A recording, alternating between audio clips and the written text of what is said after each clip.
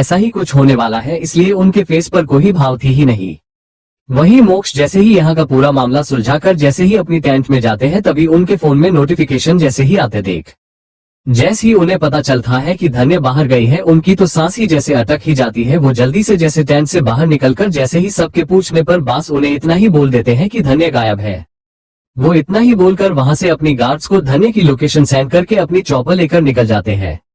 Flashback and Imran को ही धमकी देकर काम कर सकता है तो वो जीजू के अलावा कोई कर सकते ही नहीं। रिया यहाँ के लोग भी कुछ ज्यादा ही किया है। अगस्ती की बात तो कोई सुना ही नहीं, वो तो उनसे माफी भी मांग रहे थे, लेकिन कोई उनकी एक सुना है नहीं ना। लोग सही कहते हैं, अच्छाई की कोई बात नहीं सुनता ही नहीं। अच्छाई की तो छोड़ो, उनकी बात सुनने को तैयार नहीं होता है, उनके तरफ देखते भी नहीं। जिसे सुनकर अंकुश, इसलिए ये कलयुग है, कलयुग जहाँ सिर्फ झूठ डर की ही ज्यादा वैल्यू होता है, सच्चाई के कोई सुनता ही नहीं। जिसे सुनकर रिया, हम सही कहा आपने। वही दूसरी तरफ तो धन्य को देखकर मेहर, आप सबने देख लिया है ना, चलिए दादी। जैसी पद्मिनी जी ये सुनती है नहीं, धन्य को होश आते ही जाने की बात करती है, लेकिन मोक्ष और मेहर दोनों ही जबरदस्ती से घर के सब बड़ों को भेज देते हैं। वही आगम धन्य को ही देखने लगते हैं गुस्से, धन्य वहां गई क्यों, किसके साथ गई है। जैसे ही मोक्ष सुनते हैं, पता नहीं सीसीटीवी भी कुछ देर के लिए किसी ने हैक किया है, कुछ पल के लिए सीसीटीवी चला ही नहीं। मैंने देखने की कोशिश की लेकिन कोई दिखाई दिया ही नहीं। जब तक धन्य को होश नहीं आ जाता वो खुद ही हमें बता सकती है। मेहर, लेकिन भाई आप क्या कहेंगे, भाभी से ये सब क्या है, बेबी के बारे में क्या कहेंगे। जिसे सुनकर आगम किसी और का बेबी लेकर आकर उसे बता देंगे कि ये तुम दोनों का बेबी है। जिसे सुनकर मोक्ष, बिल्कुल नहीं है, मैं धन्य से इतनी बड़ी बात के बारे में झूठ नहीं कहूंगा, मैं धन्य से इतनी बड़ी झूठ नहीं कह सकता। जिसे सुनकर आगम, इसमें कौन सी बड़ी बात है, धन्य को इसके बारे में कोई बताएगा क्या, बाहर नहीं आएगा, ये बात तो प्रॉब्लम क्यों होगी। अगर धन्य को अभी ये बात पता चला तो उसे बहुत ही बड़ा झटका लग जाएगा, पता नहीं धन्य कैसे रिएक्ट करेगी। मोक्ष जैसे भी करेगी मैं उसे संभाल लूंगा। मेहर भाई, आगम सही कह रहा है, हम एक छोटे बेबी को लेकर आएंगे ना भाई। भाभी को कौन बताएगा, हमारी घर वाले तो नहीं बताएंगे तो कौन बताएगा भाभी से। हाँ, सांस लीजिए भाई, मोक्ष में कुछ नहीं सोचूंगा आगे इस बकवास के बारे में, मैं उसे संभाल लूंगा, कुछ भी होगा मैं देख लूंगा। अब तुम जाओ, तुम भी चले जाओ, मैं यहाँ रहूंगा। लेकिन आगम में नहीं जाऊंगा कहते हुए वही सोफे पर लेट जाते हैं। जैसे ही मोक्ष ये देखते हैं तो वहां सोएगा तो मैं कहाँ सो जाऊं। आगम, इतने रूम्स क्यों, कहते कहते रुक कर, पूरा का पूरा हॉस्पिटल खाली करवाया है तुमने तो, जाकर इतने सारे रूम्स में इतने सारे बेड्स है, उसमें जाकर सो जाओ, मैं ख्याल रख लूंगा मेरी धन्य का। जैसे ही मोक्ष ये सुनते हैं, तेरी धन्य कभी कभी नहीं हो सकती है, तू भूल गया है शायद, अब से ये तेरी बहन है। जैसे ही आगम ये सुनते हैं, बहन और मेरी कभी नहीं, धन्य मेरी बहन कभी नहीं होगी। मोक्ष उसे घूर कर, ऐसा मत बोल, कुछ भी हो सकता है यहाँ, और तू भूल गया है, तूने उसे खून दिया है, तुम दोनों का आज से खून का रिश्ता बन गया है, तुम दोनों ही आज से बहन भाई है। जैसे ही आगम ये सुनते हैं, गुस्से सोफा पर को पिल्ले उठाकर मोक्ष की तरफ मारते हैं। मोक्ष उन्हें कैच पकड़कर, क्यों सच कड़वा लगा क्या, लेकिन सुनना तो पड़ेगा ही। मेहर, आप दोनों ही बंद करिए, आप नी बकवास में जा रहा हूँ, साइड वाले रूम में सोने चलिए भाई, आप भी मेरे साथ। जैसे ही मोक्ष ये सुनते हैं, मैं नहीं आने वाला, तुम चले जाओ। मेहर, आप कहाँ सोएंगे, यहाँ तो सिर्फ एक ही सोफा है। जैसे ही आगम ये सुनते हैं, और वो सोफे को मैंने ले लिया है, अब तुम कहाँ सोओगे, मोक्ष सिन्हा हाँ हाँ कहते हुए मोक्ष को छिड़ने वाले अंदाज में कहते हैं। जिसे सुनकर मोक्ष बिना उनकी शक्ल देखे, बिना उनके तरफ देखे, सीधा जाकर बेड की तरफ जाकर धन्य को बहुत नॉर्मल होकर गोद में उठाकर सीधा उसे थोड़ा साइड में करके मोक्ष सीधा जाकर उसके पास लेट जाते हैं। जैसे ही वो दोनों ये देखते हैं, उनका मुंह तो खुला का खुला ही रह जाता है। आगम गुस्से, ये क्या कर रहे हो तुम, उसे लग जाएगा, अभी अभी उसकी डिलीवरी हुआ है, तुम उसके इसके इतने पास कैसे सो सकते हो। मोक्ष, उसे मेरे पास सोने से ही उसे सुकून मिलेगा, तुम्हें ये पता नहीं, हमारी पर्सनल बात है।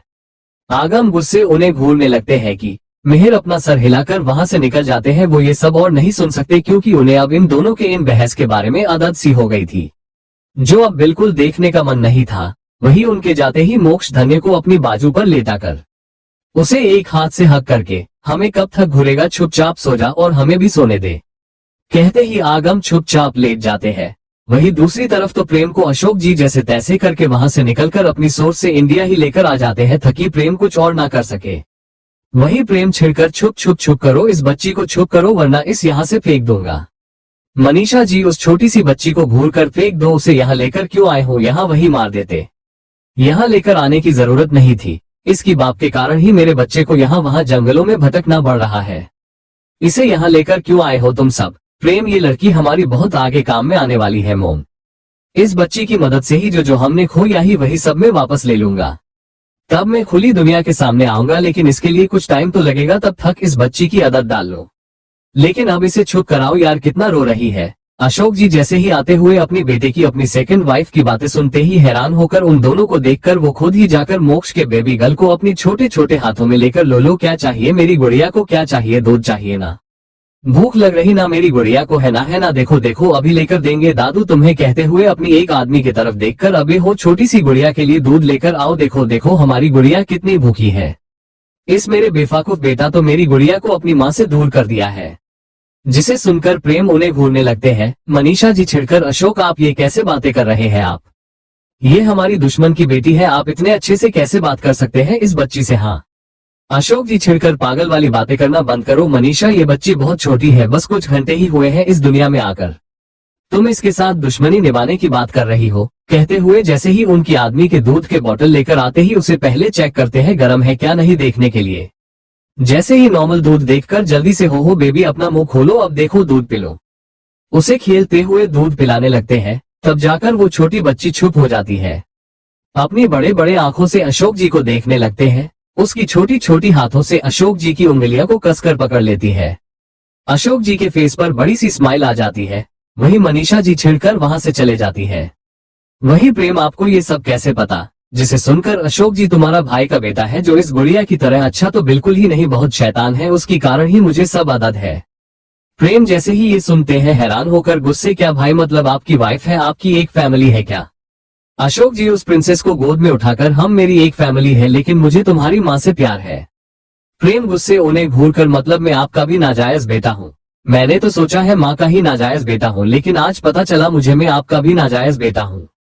अशोक जी ऐसा नहीं प्रेम, देखो मेरी बात सुनो प्रेम, और सुनना क्या बाकी रह गया है। कहते हुए गुस्से वहां की सामान जैसे तोड़कर जाने लगते हैं कि वो छोटी बेबी फिर से रोने लग जाती है, जिसे बहुत ही मुश्किल से अशोक जी ने चुप कराया था। अशोक जी फिर से उसे गुड़िया को चुप कराने लगते हैं।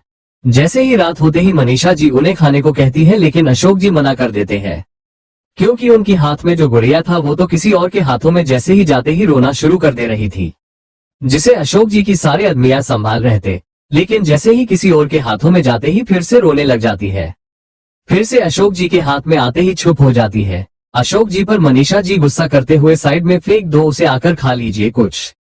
अशोक जी अपनी लोगों से एक अच्छे से बच्चों को सोने के लिए, बेबी के लिए मांगवाते हैं, उसमें अच्छे से बिठाकर, चलो हम बाहर चलते हैं गुड़िया, चलते हैं, मैं खा लेता हूँ, तुमने खा लिया है ना, देखो चलते हैं। कहते हुए उस छोटी बेबी को एक नजर देखकर उस प्रम को पुश करते हुए वहां से चले जाते हैं। जैसे खाना खा लेते हैं, अपने सामने ही रखते हैं। प्रेम तो अपनी डैड को देखकर अपना सर हिला देते हैं। वही जैसे ही वो सब खाना खा लेते हैं, वही अशोक जी, इसे प्रिंसेस को कहाँ सुलाना है प्रेम, तुम लेकर सोते हो क्या। प्रेम छिड़कर, क्या मैं उसे लेकर सोने नहीं वाला हूँ, जब बड़ी हो जाएगी तो बोल देना तब सो जाऊंगा। जैसे ही अशोक जी अपनी बेटे की इतनी घटिया बात सुनते हैं, गुस्से चिल्लाकर प्रेम होश में रहाकर बात करना, ये कैसे बकवास बातें कर रहे हैं, बच्ची है ये, इतने भी घटिया बात करने के बारे में सोचना भी मत। प्रेम, ओके नहीं करूंगा, अब जाकर चुपचाप उसे हमारी किसी को हेल्पर्स के पास सुला देना, सो जाएगी। जिसे सुनकर अशोक जी गुस्से छिड़कर, मेरी आंखों के सामने से निकल जाओ तुम प्रेम, जाओ तुम, मैं खुद कर लूंगा इसे गुड़िया को मैनेज। जिसे सुनकर प्रेम, तो कर लीजिए, मुझे मात कहना, कहकर वहां से चले जाते हैं। वहीं प्रेम के जाते ही अशोक जी उस छोटी सी एक दिन की बेबी को अपने पास ही अपनी रूम में लेकर जाते हैं। जैसे ही रूम में जाते हैं, मनीषा जी उन पर गुस्सा करने लगती है कि यहाँ क्यों लेकर आए हैं, बाहर फेंकने को कहती है। जिसे सुनकर अशोक जी वहां से चले जाते हैं। जिसे देखकर मनीषा जी समझती है कि अशोक जी बाहर रख कर आएंगे, लेकिन उनकी ये गलत फहमी जल्दी से दूर हो जाती है, क्योंकि अशोक जी वापस आते ही नहीं बहुत देर होने पर भी, क्योंकि वो उस छोटी सी गुड़िया को लेकर दूसरे रूम में जाकर सो जाते हैं। जिसे ढूंढते ढूंढते हुए वो खुद उसे देखने लगते हैं। जैसे ही उन दोनों को बेड पर सोते देख गुस्से वहां से पैर पटकते हुए चले जाती है। वहीं अशोक जी ही उस छोटी सी गुड़िया की देखभाल करने लगते हैं। उन्हें बहुत मुश्किल हो रहता, लेकिन वो करने लगते हैं। वो अपनी दिल के हाथों से मजबूर थे ये सब करने के लिए। एक तो उनका ही बेटा इतनी बड़ी गुनाह कर दिया है, माँ बच्चे को अलग करके, वो भी इतनी छोटी बच्ची को जो कि एक दिन की भी नहीं। वो चाहकर भी अपने बेटे को कुछ नहीं कह सकते हैं, क्योंकि वो उनकी प्यार की निशानी थी जो वो मनीषा जी से करते थे, जो कि इतने सालों बाद मिल चुकी है। वही इसलिए वो अपनी तरफ से कुछ न कुछ तो करना चाहिए, यही सोचकर ये सब करने लगते हैं। कुछ तो उनकी गलती की पश्चाताप हो सके। वही प्रेम की ऐसी घटिया बात सुनकर अशोक जी उन पर गुस्सा करने के लिए मजबूर हो जाते हैं। प्रेम, तुम इतनी घटिया बात सोच भी कैसे सकते हो? एक छोटी बच्ची है ये, तुम मेरे नजरों के सामने से निकल जाओ, मैं खुद इस गुड़िया को मैनेज कर लूंगा, जाओ तुम। प्रेम भी गुस्से तो कर लीजिए, मुझे भी कोई शौक नहीं है आपके साथ मिलकर इसका ख्याल रखने का। सुन लिया आपने, बाद में मुझसे मत कहना, आप कहते हुए वहां से चले जाते हैं। अशोक उस छोटी सी गुड़िया को लेकर अपनी रूम में जैसे ही जाते हैं, मनीषा जी उन पर चिल्लाने लगती है कि वो उस छोटी सी बच्ची को यहाँ क्यों लेकर आए हैं, बाहर फेंक कर आने को बोल देती है। जिसे सुनकर अशोक जी को वहां से जाते देख मनीषा जी समझ जाती है कि अशोक जी उस छोटी सी बेबी को छोड़ने बाहर गए हैं, लेकिन कुछ देर में उनकी गलतफहमी जल्द ही दूर हो जाती है, क्योंकि अशोक जी आते ही नहीं, बहुत देर होने पर भी नहीं।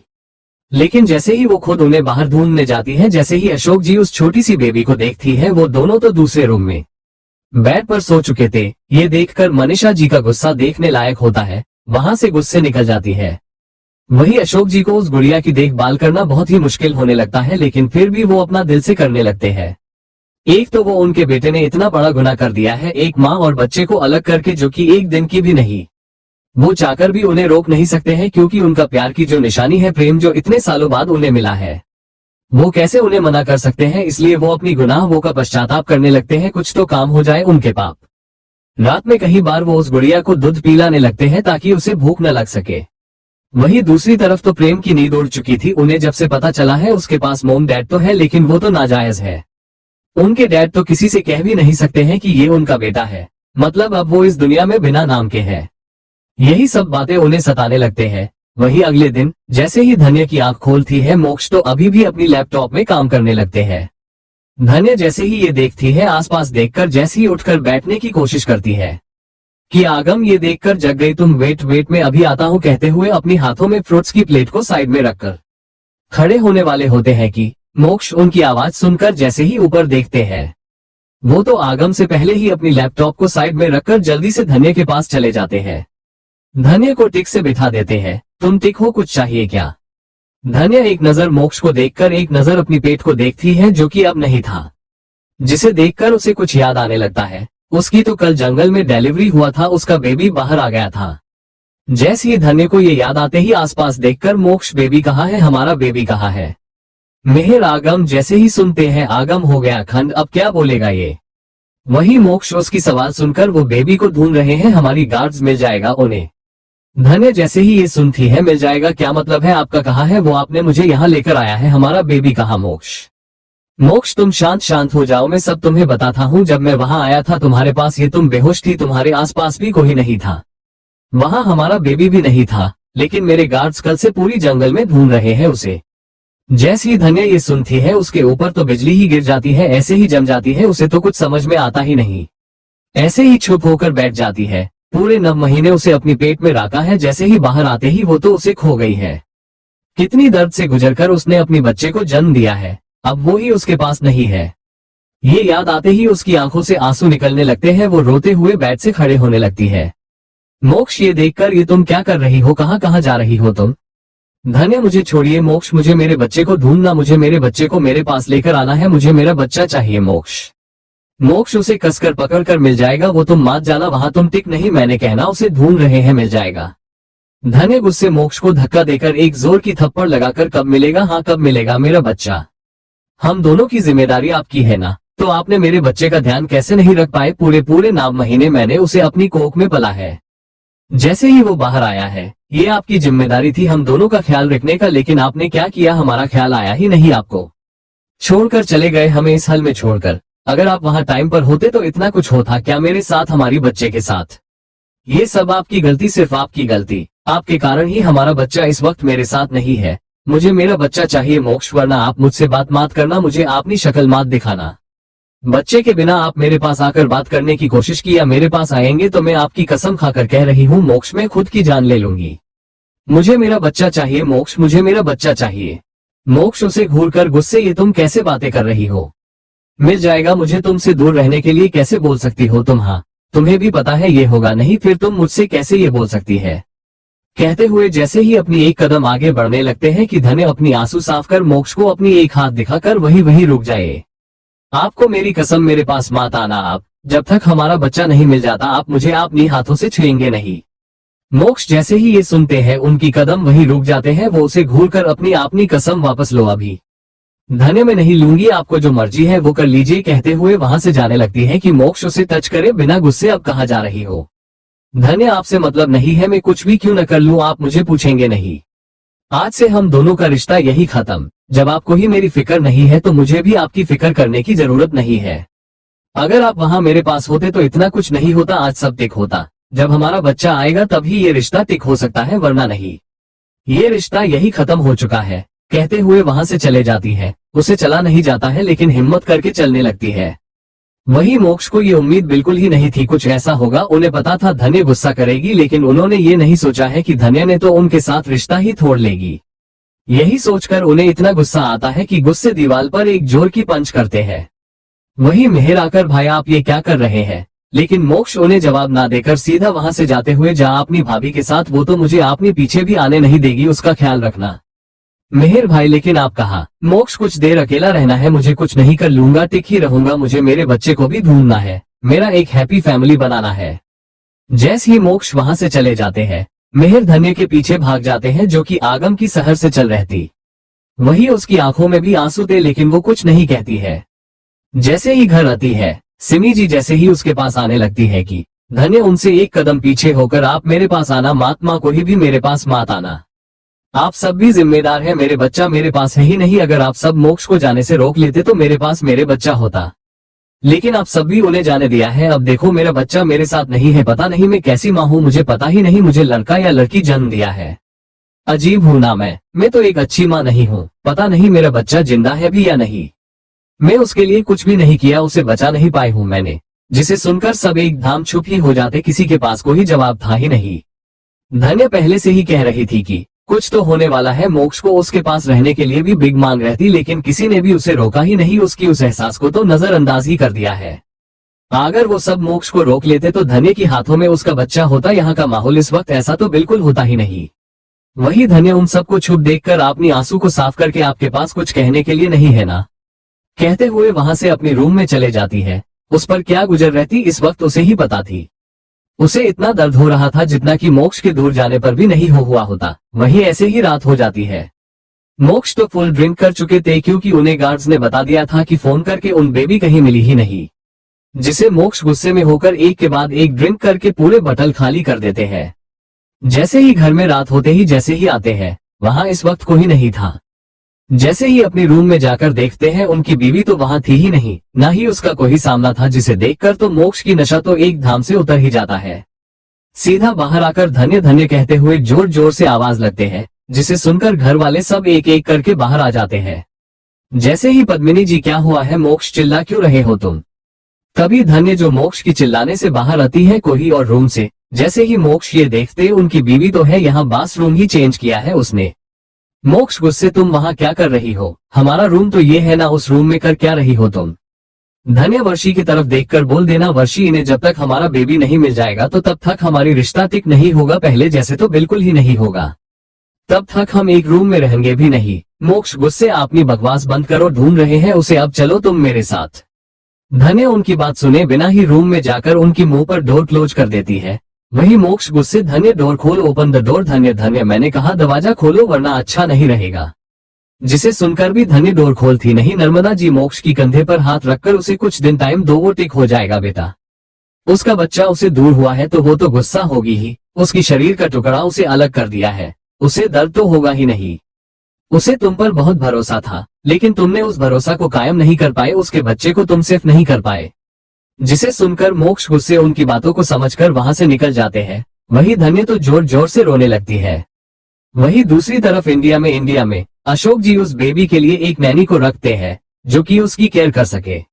वही प्रेम तो अपनी डैड से पूछने के लिए तरसा रहते कि क्या उसके डैड अपनी पहली बीवी के साथ क्यों नहीं रहते हैं, उसका भाई कौन है। वही अशोक जी अपनी बेटे को खाते हुए ऐसे देखकर क्या हुआ है, कुछ पूछना चाहते हो क्या, पूछ लो। जिसे सुनकर प्रेम, आपकी पहली वाइफ के साथ आप उनके साथ रहते क्यों नहीं?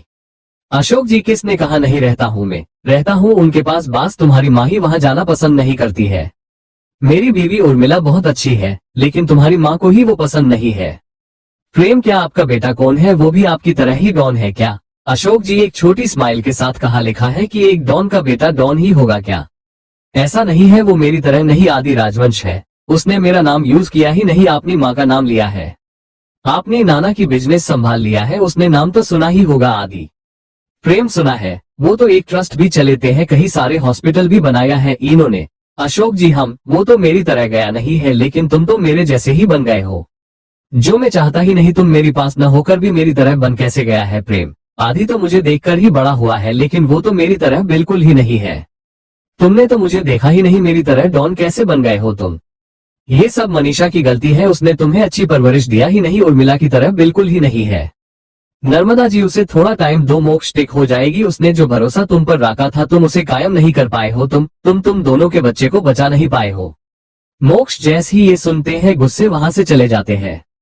वहीं दूसरी तरफ इंडिया में अशोक जी के घर पर अशोक जी उस छोटी सी बेबी के लिए एक नैनी को रख लेते हैं देखभाल करने के लिए। प्रेम तो अपनी डैड से सवाल पूछना चाहते थे कि वो अपनी बीवी के साथ रहते क्यों नहीं, उनका बेटा कौन है, लेकिन पूछ ही नहीं पाते हैं। वहीं अशोक जी अपनी बेटे के सवालों से बारी चेहरे को देखकर समझ जाते हैं कि उन्हें कुछ पूछना है। कुछ पूछना चाहते हो, क्या पूछ लो। जैसे ही प्रेम ये सुनते हैं, आप अपनी पहली बीवी के साथ रहते क्यों नहीं, आपका बेटा कौन है? जैसे ही अशोक जी कौन कहता है, मैं मेरी बीवी के साथ नहीं रहता हूँ ना बास, तुम्हारी माँ को मेरी बीवी पसंद नहीं। मेरी पहली बीवी उर्मिला बहुत ही अच्छी है, लेकिन तुम्हारी माँ ही उसे न पसंद करती है। प्रेम क्या आपका बेटा कौन है? वो भी आपकी तरह डॉन है क्या?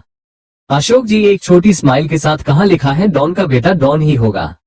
आदि राजवंश मेरा बड़ा बेटा, पता है क्या उसके बारे में? जिसे सुनकर प्रेम, हाँ पता है, वही राजवंश है क्या जिनके पूरे इंडिया में बहुत सारे ट्रस्ट है, कई सारे हॉस्पिटल्स है। अशोक जी हाँ वही है, उसने मेरा नाम भी यूज किया ही नहीं, अपनी माँ का नाम यूज किया है उसने। वो तो मेरी तरह बना ही नहीं, लेकिन तुम तो मेरी तरह बन गए हो, जो मैं कभी नहीं चाहता। ये सब मनीषा की गलती है, जो तुम्हें ऐसे परवरिश दिया है उसने। आदि तो मुझे देखकर ही बड़ा हुआ है, लेकिन तुम तो मुझे देखा ही नहीं, फिर भी तुम ऐसे कैसे बन गए प्रेम? प्रेम जैसे ही ये सुनते हैं, वो उन्हें जवाब दिए बिना ही निकल जाते हैं गुस्से। वहीं दूसरी तरफ लंदन में मोक्ष जैसे ही रूम में जाते हैं, उसे आर तरफ धन्या ही दिखाई देती है।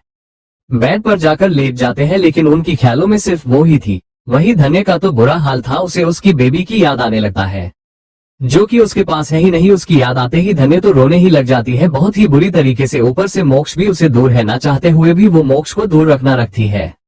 वही रात धीरे धीरे बीतने लगता है, जो कि उन दोनों के लिए ही बहुत लंबी थी और बहुत ही मुश्किल बारी।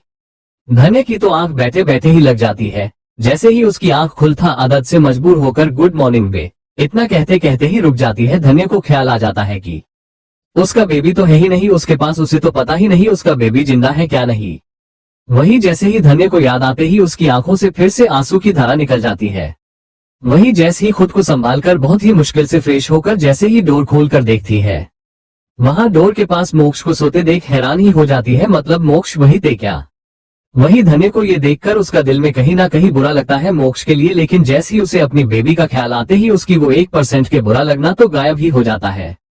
वहां से निकल जाती है मोक्ष को देखे बिना। वही मिहिर, जो ये सब दूर से देख रहे थे, अपनी भाभी की इस हरकत से हैरान हो जाते हैं। वो जाकर अपनी भाई को उठाने लगते हैं। भाई आप अंदर अंदर जाकर आराम से सोए, यहाँ क्या कर रहे हैं? मोक्ष जल्दी से उठकर धन्य धन्य कहाँ है? मिहिर भाभी गई है नीचे। जैसे ही मोक्ष ये सुनते हैं, वो भी भागकर नीचे चले जाते हैं। जैसे ही देखते हैं, धन्य मंदिर से बाहर प्रे करके निकल रहती। मोक्ष धन्य को देखकर तुमने खा लिया, धन्य उन्हें कोई जवाब देती ही नहीं, उनकी साइड से निकलने ही लगती है कि मोक्ष उसकी बाजू पकड़ लेते हैं। मेरी बात सुनो। धन्य उन्हें एक नजर गुस्से घूर कर, छोड़िए मुझे मोक्ष, वरना अच्छा नहीं होगा। मोक्ष मेरी बात तो सुनो, ढूंढ रहे ना, सब मिल जाएगा वो, लेकिन तुम मुझसे दूर क्यों जा रही हो? मुझसे तुमसे दूर रहा नहीं जाता है। जैसे ही धन्य ये सुनती है, अपनी आंखों में आंसू को देखकर, आपको मुझसे दूर रहा नहीं जाता, जबकि आप इतने बड़े हैं। तो सोचो, मेरा बेबी तो बस 1 ही दिन का है, उसे अपनी माँ की जरूरत है, वो कैसे मुझसे दूर रह रहा है? जब तक वो मेरे पास नहीं आ जाता, आप भी मेरे पास मत आएगा। मिहिर बाकी सब ये देखने लगते हैं कि मिहिर से अपनी भाभी की इस हरकत समझ में आता ही नहीं। उनके भाई को वो दर्द में देख नहीं पाते हैं। भाभी एक बार भाई की बात सुन तो लीजिए, वो अपनी कोशिश कर रहे हैं ना। धन्य मुझे कोशिश नहीं, अपना बच्चा चाहिए, जो कि इनकी गलती के कारण ही मुझसे दूर हुआ है, कहते हुए मोक्ष की हाथ को झटक कर वहां से चले जाती है। वही मोक्ष भी गुस्से ऐसे ही चले जाते हैं, बाहर जाकर फिर से ड्रिंक करने लगते हैं। वही वर्षी तो अपनी भाई की हालत अगस्त्या को बताने लगती है। जैसे ही अगस्त्या ये सुनते हैं वो भी वहां से निकल जाते हैं। वही जैसे ही दोपहर होते ही अगस्त्या घर आ जाते हैं। आगम बता देते हैं कि मोक्ष घर आया ही नहीं सुबह से। ये सुनकर अगस्त्य सब उसे ढूंढने निकल जाते हैं। वही मोक्ष तो एक बार में बैठकर ड्रिंक करने लगते हैं, जिसे अगस्त्या देख लेते हैं। अगस्त्या कभी मोक्ष को इस हालत में देखा ही नहीं था, इतना टूटा हुआ कि उसकी दर्द बांटने वाली ही उन्हें खुद दर्द दे रही है। उसकी बातों से अगस्त्य सीधा जाकर उठ मोक्ष चल यहाँ से कहते हुए मोक्ष की बाजू पकड़कर उसे उठाने लगते हैं। वही मोक्ष अगस्त्य को देखकर तू यहाँ क्या कर रहा है, मेरा बच्चा खो गया है मेरी कारण। ऐसा धन्य कहती है, क्या मैं इतना बुरा हूँ और बेकार हूँ क्या, जो कि अपनी वाइफ और बच्चों का ख्याल ही नहीं है। मुझे बोलना अगस्त्या बोलना। अगस्त्य चल मैं तुझे सब घर पर बताता हूँ, चल देख शाम हो गई है, पता है तुझे ढूंढते शाम हो गई है, घर चल घर पर सब वेट कर रहे हैं। वही मोक्ष को अगस्त्य वहां से लेकर जाते हैं। जैसे ही घर जाते हैं सब मोक्ष की हालत देखकर हैरान ही हो जाते हैं। मोक्ष को कभी इतना ड्रिंक किया ही नहीं, आप पैरों पर खड़े होने का लायक ही नहीं है, जो सबका शहर बनता फिरता है आज उसे 2 लोगों की शहर से अंदर लेकर आते हैं। वही धन्य मोक्ष के लिए चिंता थी लेकिन बाहर दिखाती ही नहीं। जैसे ही मोक्ष को ऐसी हालत में देखती है वो भी टूट ही जाती है, लेकिन वहां से उसे देखकर जाने लगती है कि अगस्त्या मोक्ष को सोफे पर बिठाकर धन्य वेट वही रुक जाओ। धन्य अगस्त्या की बात सुनकर रुक जाती है। अगस्त्या को आज पहली बार धन्य पर बहुत ही गुस्सा आने लगता है, जो कि उसकी फेस से साफ साफ पता चल रहा था, जो कि आगम देखकर अगस्त्या की हाथ पकड़कर भाई रुक जाओ कुछ मत कहना उसे। अगस्त्या आगम की हाथ छोड़ाकर क्यों कुछ न कहो, क्योंकि वो तेरी दोस्त है, जरा उसे भी तो आईना दिखाना जरूरी है। मेरी जो दोस्त की ये हालत हुआ है उसी के कारण ही हुआ है, तो मुझे रोकना मत कहते हुए आगम की हाथ गुस्से छोड़ाकर धन्य के सामने आकर तो तुम क्या बोल रही हो मोक्ष को, हाँ उसके कारण ही तुम्हारा बच्चा तुम्हारे पास है नहीं। क्या उसने तुम्हें जंगल में छोड़ा है? छोड़ो, क्या उसने तुम्हें जंगल जाने को कहा? क्या उसने तुम्हें अकेले उतनी खतरनाक जगह जाने को कहा जहाँ कोई नहीं था? बोलो तुम वहां गई क्यों? उसने तो तुम्हारे लिए क्या कुछ नहीं किया, जितना केयर उसने तुम्हारा किया किसी और ने किया ही नहीं, ये बात तुम्हें भी पता है। बोलो ना तुम गई क्यों वहां, किसके साथ गई हो तुम? उसने तो तुम्हें यहाँ उसकी फैमिली के पास ही छोड़कर गया है, तुम खुद चलकर वहां गई क्यों? कुछ दिन वेट नहीं कर सकती क्या उसके लिए, जो पहले उसे छोड़ दिया है तुम, फिर अभी उसे छोड़ने का इरादा है क्या, जो कि उसे छोड़कर वहां चले गई तुम? ऊपर से तुम सारा ब्लेम उसे दे रही होगी, उसकी कारण तुम्हारा बच्चा खो गया है। असल देखा जाए तो तुम्हारे कारण ही बच्चा खो गया है। तुम वहां नहीं जाती, ना ही जंगल में तुम्हारी डिलीवरी होती, नहीं बच्चा गायब होता। बस तुम तो पूरी गलती मोक्ष को दे रही हो, जबकि गलती तुम्हारी ज्यादा है। तुम खुद की गलती को देख ही नहीं रही हो, बस मोक्ष की एक छोटी सी गलती भी नहीं है उस पर सुना रही हो तुम भूल गई हो शायद वो बच्चा मोक्ष का भी है, जितना तुम्हारा है उतना उसका भी, उसे भी बहुत दुख होगा अपने बच्चे से अलग होकर, लेकिन तुमने तो कहते कहते रुक कर छोड़ो ये सब। बोलो गई क्यों वहां थी तुम? पिया की हालत खराब होने लगती है, ये सब सुनकर उसे डर लगने लगता है कि अब उसकी सच तो वो बोल देगी सोचकर, लेकिन धन्य कुछ नहीं कहती है, बस आगम के लिए चुप हो जाती है। अगस्त्या गुस्से बोलो क्या हुआ, कुछ बोल क्यों नहीं रही हो तुम? धन्य की आंखों से आंसू निकलना बंद ही नहीं होते हैं। वो तो रोते हुए उसने तो ये सोचा ही नहीं, बस अपनी गलती अपनी गिल्ट से बचने के लिए उसने तो मोक्ष पर ही पूरी गलती डाल दिया है। जैसे ही अगस्त्या की बातों से उसे एहसास होते ही वो अपनी आंसू साफ करके हाँ पूरी गलती है मेरी ही है, मेरी ही गलती के कारण मोक्ष से उनका बेबी दूर हुआ है। सबके तरफ देखकर अपनी हाथ जोड़कर सॉरी मुझे माफ कर दीजिए, मेरी कारण आपका पोता या पोती पता नहीं कौन वो हमारे बीच में नहीं है, इसलिए मैं भी आपके बीच में रहने का लायक नहीं हूँ। मैं यहाँ से चले जाऊंगी हमेशा के लिए, अगर मैं यहाँ रहूंगी तो मैं गिल्ट में ही जाऊंगी, मेरे कारण इस खानदान की चिरक नहीं है आपके पास, इसलिए मैं यहाँ नहीं रह सकती, मुझे माफ कर दीजिए, मैं मोक्ष की प्यार के कबील नहीं हूँ। जो कि पूरी गलती मेरी होते हुए भी चुपचाप मेरी बातें सुन रहे थे, वो चाहते तो मुझे 2 दिन थप्पड़ लगाकर भी चुप कर सकते थे, लेकिन उन्होंने ऐसा किया ही नहीं। मेरी गलती यो को अपनी गलती मानकर चल रहे थे, और मुझे देखो सब मेरी गलती होकर भी मैं ऐसे ही उन पर सारा गलती डाल दिया है, मोक्ष के कबील में नहीं हूँ। उनसे कहना मैं उनके लिए सॉरी कहा है। अगस्त्या की तरफ देखकर मुझे शिक्षा दिखाने के लिए थैंक्स भाई। आगम की तरफ देखकर बस मेरे लिए एक टिकट बुक कर दे, वो मेरे पास अब पैसे है नहीं। जैसे ही रणविजय ये सब सुनकर गुस्से बोल लिया तुमने कर ली सबने अपनी दिल की, घर के बड़े अब थक मारे नहीं कि घर के छोटे सब फैसला ले रहे हैं। धन्य की तरफ देखकर घर छोड़कर जाने की बहुत जल्दी रहती है ना तुम्हें, बार बार घर छोड़कर जाती है, कितने बार मेरा बच्चा तुम्हें ढूंढेगा और कितना तुम उसे खुद के बीच भगाऊंगी। जैसे ही उसे होश आते ही वो तो तुम्हारे पीछे फिर से भागा भागा आएगा, तुम कहीं पर भी क्यों ना हो वो तुम्हें ढूंढ ही लेगा, ये बात तुम्हें भी पता है। फिर भागती क्यों हो तुम? पद्मिनी जी बच्चा गया है इस बात की हमें भी दुख है, लेकिन जिस कारण वो बच्चा इस दुनिया में आया है उस रिश्ते को कैसे छोड़कर जा सकती हो तुम? ये रिश्ते हैं कोई धागे नहीं जो इतनी आसानी छोड़कर जाती हो तुम। बेटा ये गलत है। जो इंसान तुमसे इतना प्यार करता है उसे इतना दर्द नहीं देना चाहिए जो कि दर्द में इस कदर टूट जाए। देखो तुम मोक्ष को किस तरह टूट गया है वो। उसे हमसे ज्यादा तुम्हारी जरूरत है। तुम ही उसे दूर जाओगी तो वो कैसे जी पाएगा? अगस्त्या मैंने तुमसे ऐसे बात किया उसके लिए सॉरी, लेकिन तुम्हें तुम्हारी गलती का एहसास दिला होगा, वरना तुम ऐसे ही मोक्ष की दिल तोड़ने वाली बातें कर करके उसे पूरी तरह तोड़ दोगी। उसे इस दुनिया में किसी की बातें इफेक्ट करती है तो वो सिर्फ तुम ही हो, जो कि तुम्हारी कहानी की एक एक बात उसके लिए बहुत हर्ट करेगी। इसलिए मुझे तुम्हें ये सब कहना पड़ा है। जैसे ही धन्य ये सुनती है अपनी आंसू साफ करते हुए पता है मुझे, लेकिन अब मैं मोक्ष के साथ ऐसे नहीं रह सकती जबकि मेरे कारण ही सब हुआ है। मुझे थोड़ा टाइम लगेगा, मुझे यहाँ नहीं रहना है। प्लीज मुझे यहाँ से भेज दीजिए, मुझे यहाँ नहीं रहना है, प्लीज प्लीज प्लीज। पद्मिनी जी, सिमी जी, ठीक है तुम नहीं, हम सब चलते हैं यहाँ से, लेकिन कल आज नहीं। धन्य कुछ नहीं कहती है। मैंने ही कल ही सोच लिया था आप सवाल करेंगे मुझसे कि अलग नहीं करूंगी, लेकिन कर दिया है। अलग किया जरूरत है मैंने, वरना मैंने तो पहले सोच लिया था कि धन्य मोक्ष को मिलेगी नहीं, प्रेम के साथ जाएगी। लेकिन आपके कहने पर बहुत दूर किया ही नहीं मैंने। सिर्फ ये दूरी कुछ दिन की होगी, दोनों नजरों के सामने ही होंगे लेकिन अलग होंगे। वो भी कुछ दिन के लिए। इतना कुछ हो गया तो कुछ तो दूर होंगे ही ना।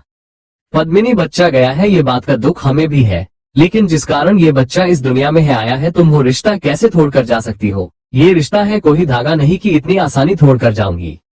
जो इंसान तुमसे इतना प्यार करता है उसे इतना दर्द नहीं देना चाहिए। उसे देखो एक बार किस कदर टूट गया है वो। अगस्त्या सॉरी तुमसे इस तरह बात करने के लिए, लेकिन तुम्हें आईना दिखाने की जरूरत है, वरना तुम तो बार बार अपनी बातों से मोक्ष को हट कर रहती। इस दुनिया में उसे सबसे ज्यादा इफेक्ट तुम ही करती हो, इसलिए तुम्हारी कौन सी बात मोक्ष को दिल चीर कर रख देगा। जैसे ही धन्य ये सुनती है अपनी आंसू साफ करके पता है मुझे, लेकिन जब मुझे पता चला कि सब मेरी कारण ही हुआ है तो मैं अब मोक्ष के साथ पहले की तरह नहीं रह सकती। यहाँ इस जगह पर तो बिल्कुल ही नहीं जहाँ मेरा बच्चा मुझसे दूर हुआ है। मुझे इंडिया जाना है। जैसे ही पद्मिनी जी, सिमी जी सुनते हैं टिक है तुम नहीं, हम सब भी चलते हैं, लेकिन आज नहीं कल। धन्य टिक है कहती है, वही मोक्ष के पास जाकर उन्हें खड़े करने की कोशिश करने ही वाली होती है कि मेहर आप रहने दीजिए भाभी, मैं भाई को लेकर आ जाऊंगा, आप चलिए कहते हुए जैसे ही धन्य आगे जाने लगती है कि आगम मेहर मोक्ष को सहारा देते हुए रूम में लेकर जाते हैं। वही पिया हैरान होकर धन्य को देखती है, इतना सब हो गया है, उसने सारा ब्लेम तो खुद पर ही डाल लिया है, पिया का नाम लिया ही नहीं। ये बात पिया को सोचने पर मजबूर कर देती है। वो तो धन्य को ही हैरान नजरों से देखने लगती है। उसे तो यहाँ आने से ही डर लग रहा था। जब धन्य मोक्ष को मिल चुकी थी जंगल में, वो वहां से अपनी भाई के साथ ही जाना चाहती थी, लेकिन प्रेम ने उसे कहा है कि धन्य उसके बारे में किसी को कुछ नहीं बताएगी क्योंकि वो आगम की वाइफ है। इसे आगम को ही ज्यादा इफेक्ट होगा, उसे दुश्मनों के साथ ही रहकर उनकी खबर देते रहना होगा। पिया को अपनी भाई के बातों पर यकीन नहीं था, लेकिन फिर भी चले आती है। लेकिन आ तो गई है वो, लेकिन उसे चैन थी ही नहीं। उसे डर था कब धन्य सबको बोल देगी कि उसे पिया ने लेकर गया है। लेकिन आज इतना सब कुछ हुआ फिर भी धन्य ने किसी से कुछ कहा ही नहीं, बात चुप थी। यही बात पिया को धन्य के बारे में सोचने पर मजबूर कर रहती। वही दूसरी तरफ आगम मेहर दोनों ही मोक्ष को बेड पर लेटा देते हैं। जैसे ही जाने लगते हैं कि धन्य उन दोनों को थैंक्स कहती है कि आगम उसकी गले में हाथ डालकर ये मुंह इस तरह मात लटकाना। कहना तो नहीं चाहता हूँ लेकिन फिर भी कह रहा हूँ, इस मोक्ष से अपना सब कुछ टिक कर लो। मेरी धन्य ऐसी मुझे अच्छी नहीं दिखेगी, ऐसी देखने का आदत ही नहीं है मुझे। धन्य टिक है कर लूंगी, अब तुम दोनों जाओ यहाँ से कहते हुए भेजने लगती है कि मेहर आप मेरी भाई को टिक कर दीजिए, आप ही उन्हें टिक कर सकते हैं। धन्य टिक है कर दूंगी। वो दोनों ही वहां से चले जाते हैं। धन्य उन्हें भेजकर डोर क्लोज करती है। मोक्ष के पास जाकर उन्हें एक नजर देखकर ये आपने क्या हालत बना लिया है खुद का, कहते हुए अपनी आंसू को साफ करके मोक्ष की शूज निकल कर उनकी शॉर्ट के बटन खोलने लगती है। वो तो उन्हें शावर तो नहीं दिला सकती क्योंकि वहां से मोक्ष तो उसे उठेगा तो बिल्कुल नहीं, इसलिए मोक्ष को गर्मी ना लगे यही सोचकर वो मोक्ष की शॉर्ट की बटन खोलने लगती है। जैसे तैसे मोक्ष की शॉर्ट निकल देती है, आकर मोक्ष की साइड में लेट जाती है। जैसे ही लेट जाती है उसकी आंखों से आंसू निकलने लगते हैं। मोक्ष को हक करके मेरे कारण हमारा बच्चा नहीं है हमारे पास, यही सब सोचते सोचते उसे मोक्ष की बाहों में जल्द ही नींद आ जाती है। वहीं दूसरी तरफ इंडिया में ऋत्वी पता नहीं मेरे भाई कब आएंगे, इतने दिन हो गए हैं भाई तो आने का नाम ही नहीं ले रहे हैं। यहाँ उनका छोटा भाई उनका वेट कर रहा है, ये मेरी भाई को पता भी नहीं है। तभी सानवी जय को ढूंढते ढूंढते ऋत्वी के रूम में आ जाती है जो कि खुला था। जैसे ही जय को वहां देखकर साथ में ऋत्वी को भी वहां देखकर खुश हो जाती है खुद से ही, इस अमीर लड़के को पटा ले सानू, तेरा तो निकल जाएगी।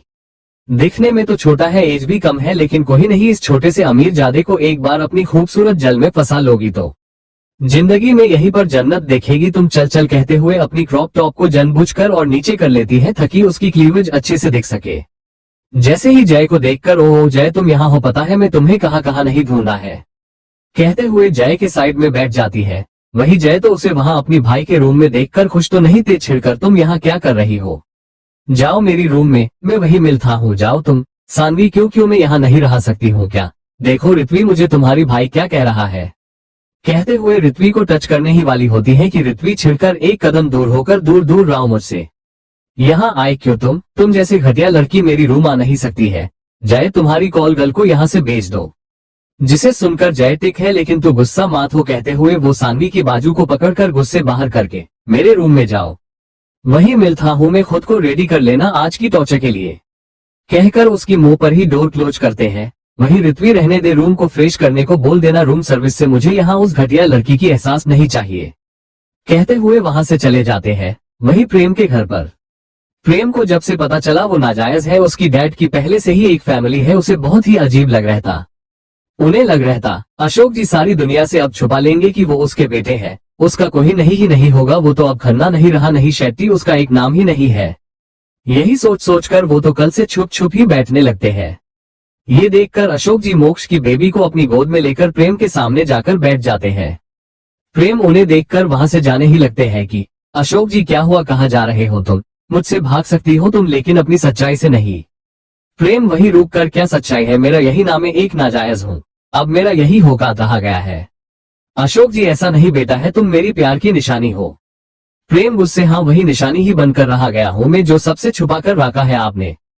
क्या आप मुझे सबके सामने एक्सेप्ट कर सकते हैं क्या, नहीं ना, मुझसे तो कहा आपका एक और बेटा है, क्या आधी से कह सकते हैं क्या उसका एक भाई भी है, मेरी माँ को पता है उनकी एक सौतन है, क्या आपकी पहली बीवी को पता है आपकी एक और बीवी है, नहीं ना, हम आपकी सेकंड फैमिली है तो हमें सब पता है, लेकिन आपकी पहली फैमिली को नहीं होगा, क्योंकि हम तो आपकी मिस्ट्रेस फैमिली है जिनकी खबर इस दुनिया में किसी को नहीं होगा, कहकर वहां से अपनी गुस्सा और पूरी भड़ास निकलकर वहां से चले जाते हैं। वही अशोक जी प्रेम को जाते देखते रहते हैं। वही लंदन में मोक्ष के रूम में मोक्ष की नींद जैसे ही खुलती, खुद के बाहों में जैसे ही धन्य को देखते हैं उनकी सर तो गुम ही जाता है। उन्हें तो जहां तक याद थी धन्य तो उनसे गुस्सा थी, नाराज थी, रातों रात ऐसा क्या हो गया है कि उनकी बीवी सीधा उनकी बाहों में देखकर हैरान तो हो जाते हैं लेकिन खुश हो जाते हैं। जो भी हो जाए उनकी धन्य तो उनकी बाहों में थी। वही धन्य को कसकर अपनी बाहों में बांध लेते हैं। जैसे ही उसे किस करने के लिए आगे बढ़ते हैं कि धन्य की आंख खुल जाती है। धन्य की आंख खुलते देख तो मोक्ष की तो सिट्टी पिट्टी गुल हो जाती है। वो जल्द ही दूर होकर अपनी सफाई देते हुए, मैं किस नहीं कर रहता, वो बांस वो कुछ लग गया तो अटाने आ रहता, सच में मेरा यकीन करो, कहते हुए दूर जाने लगते हैं कि धन्य के फेस पर एक छोटी स्माइल आ जाती है। मोक्ष उसे इतना डरते देख, इतना सफाई देते देख, वो तो जल्द से ही मोक्ष को दूर जाते देख वो खुद ही आगे झुककर मोक्ष की होठों पर किस करके जल्द से दूर हो जाती है। वही मोक्ष हैरान, ये क्या हुआ है, अभी अभी कल तक जो बीवी उनकी शक्ल देखने पसंद नहीं कर रहती, ये क्या हो गया है। उन्हें यकीन नहीं हो रहता। वो तो धीरे से अपनी उंगलियों से अपनी होठों को टच करके हैरान होकर ये क्या था, तुमने अभी मुझे किस किया या मैं कोई सपना तो नहीं देखा। मोक्ष की ऐसी बातें सुनकर धन्य को ही जवाब ना देकर सीधा एक और बार मोक्ष को किस कर लेती है। इस बार मोक्ष की होठ पर कट लेती है जिसे मोक्ष को यकीन होना तो दूर की बात थी, लेकिन उसकी इस तरह काट से तो मोक्ष की नीचे की होठ से तो खून की धारा निकल जाती है। मोक्ष को किस करके धन्य दूर होते हुए, अब यकीन आया आपको सपना नहीं है ये, कहते हुए जैसे ही मोक्ष की होठ को देखती है, सॉरी कुछ ज्यादा ही जोर से काट लिया है शायद, कहते हुए अपनी हाथों से होठ को टच करने वाली होती है कि मोक्ष उसकी हाथ को पकड़कर, रहने दो इसे, हाथ से नहीं अपनी होठों से टच करना होगा तुम्हें। धन्य मोक्ष की ऐसे बातें सुनकर आप फिर से शुरू हो गई।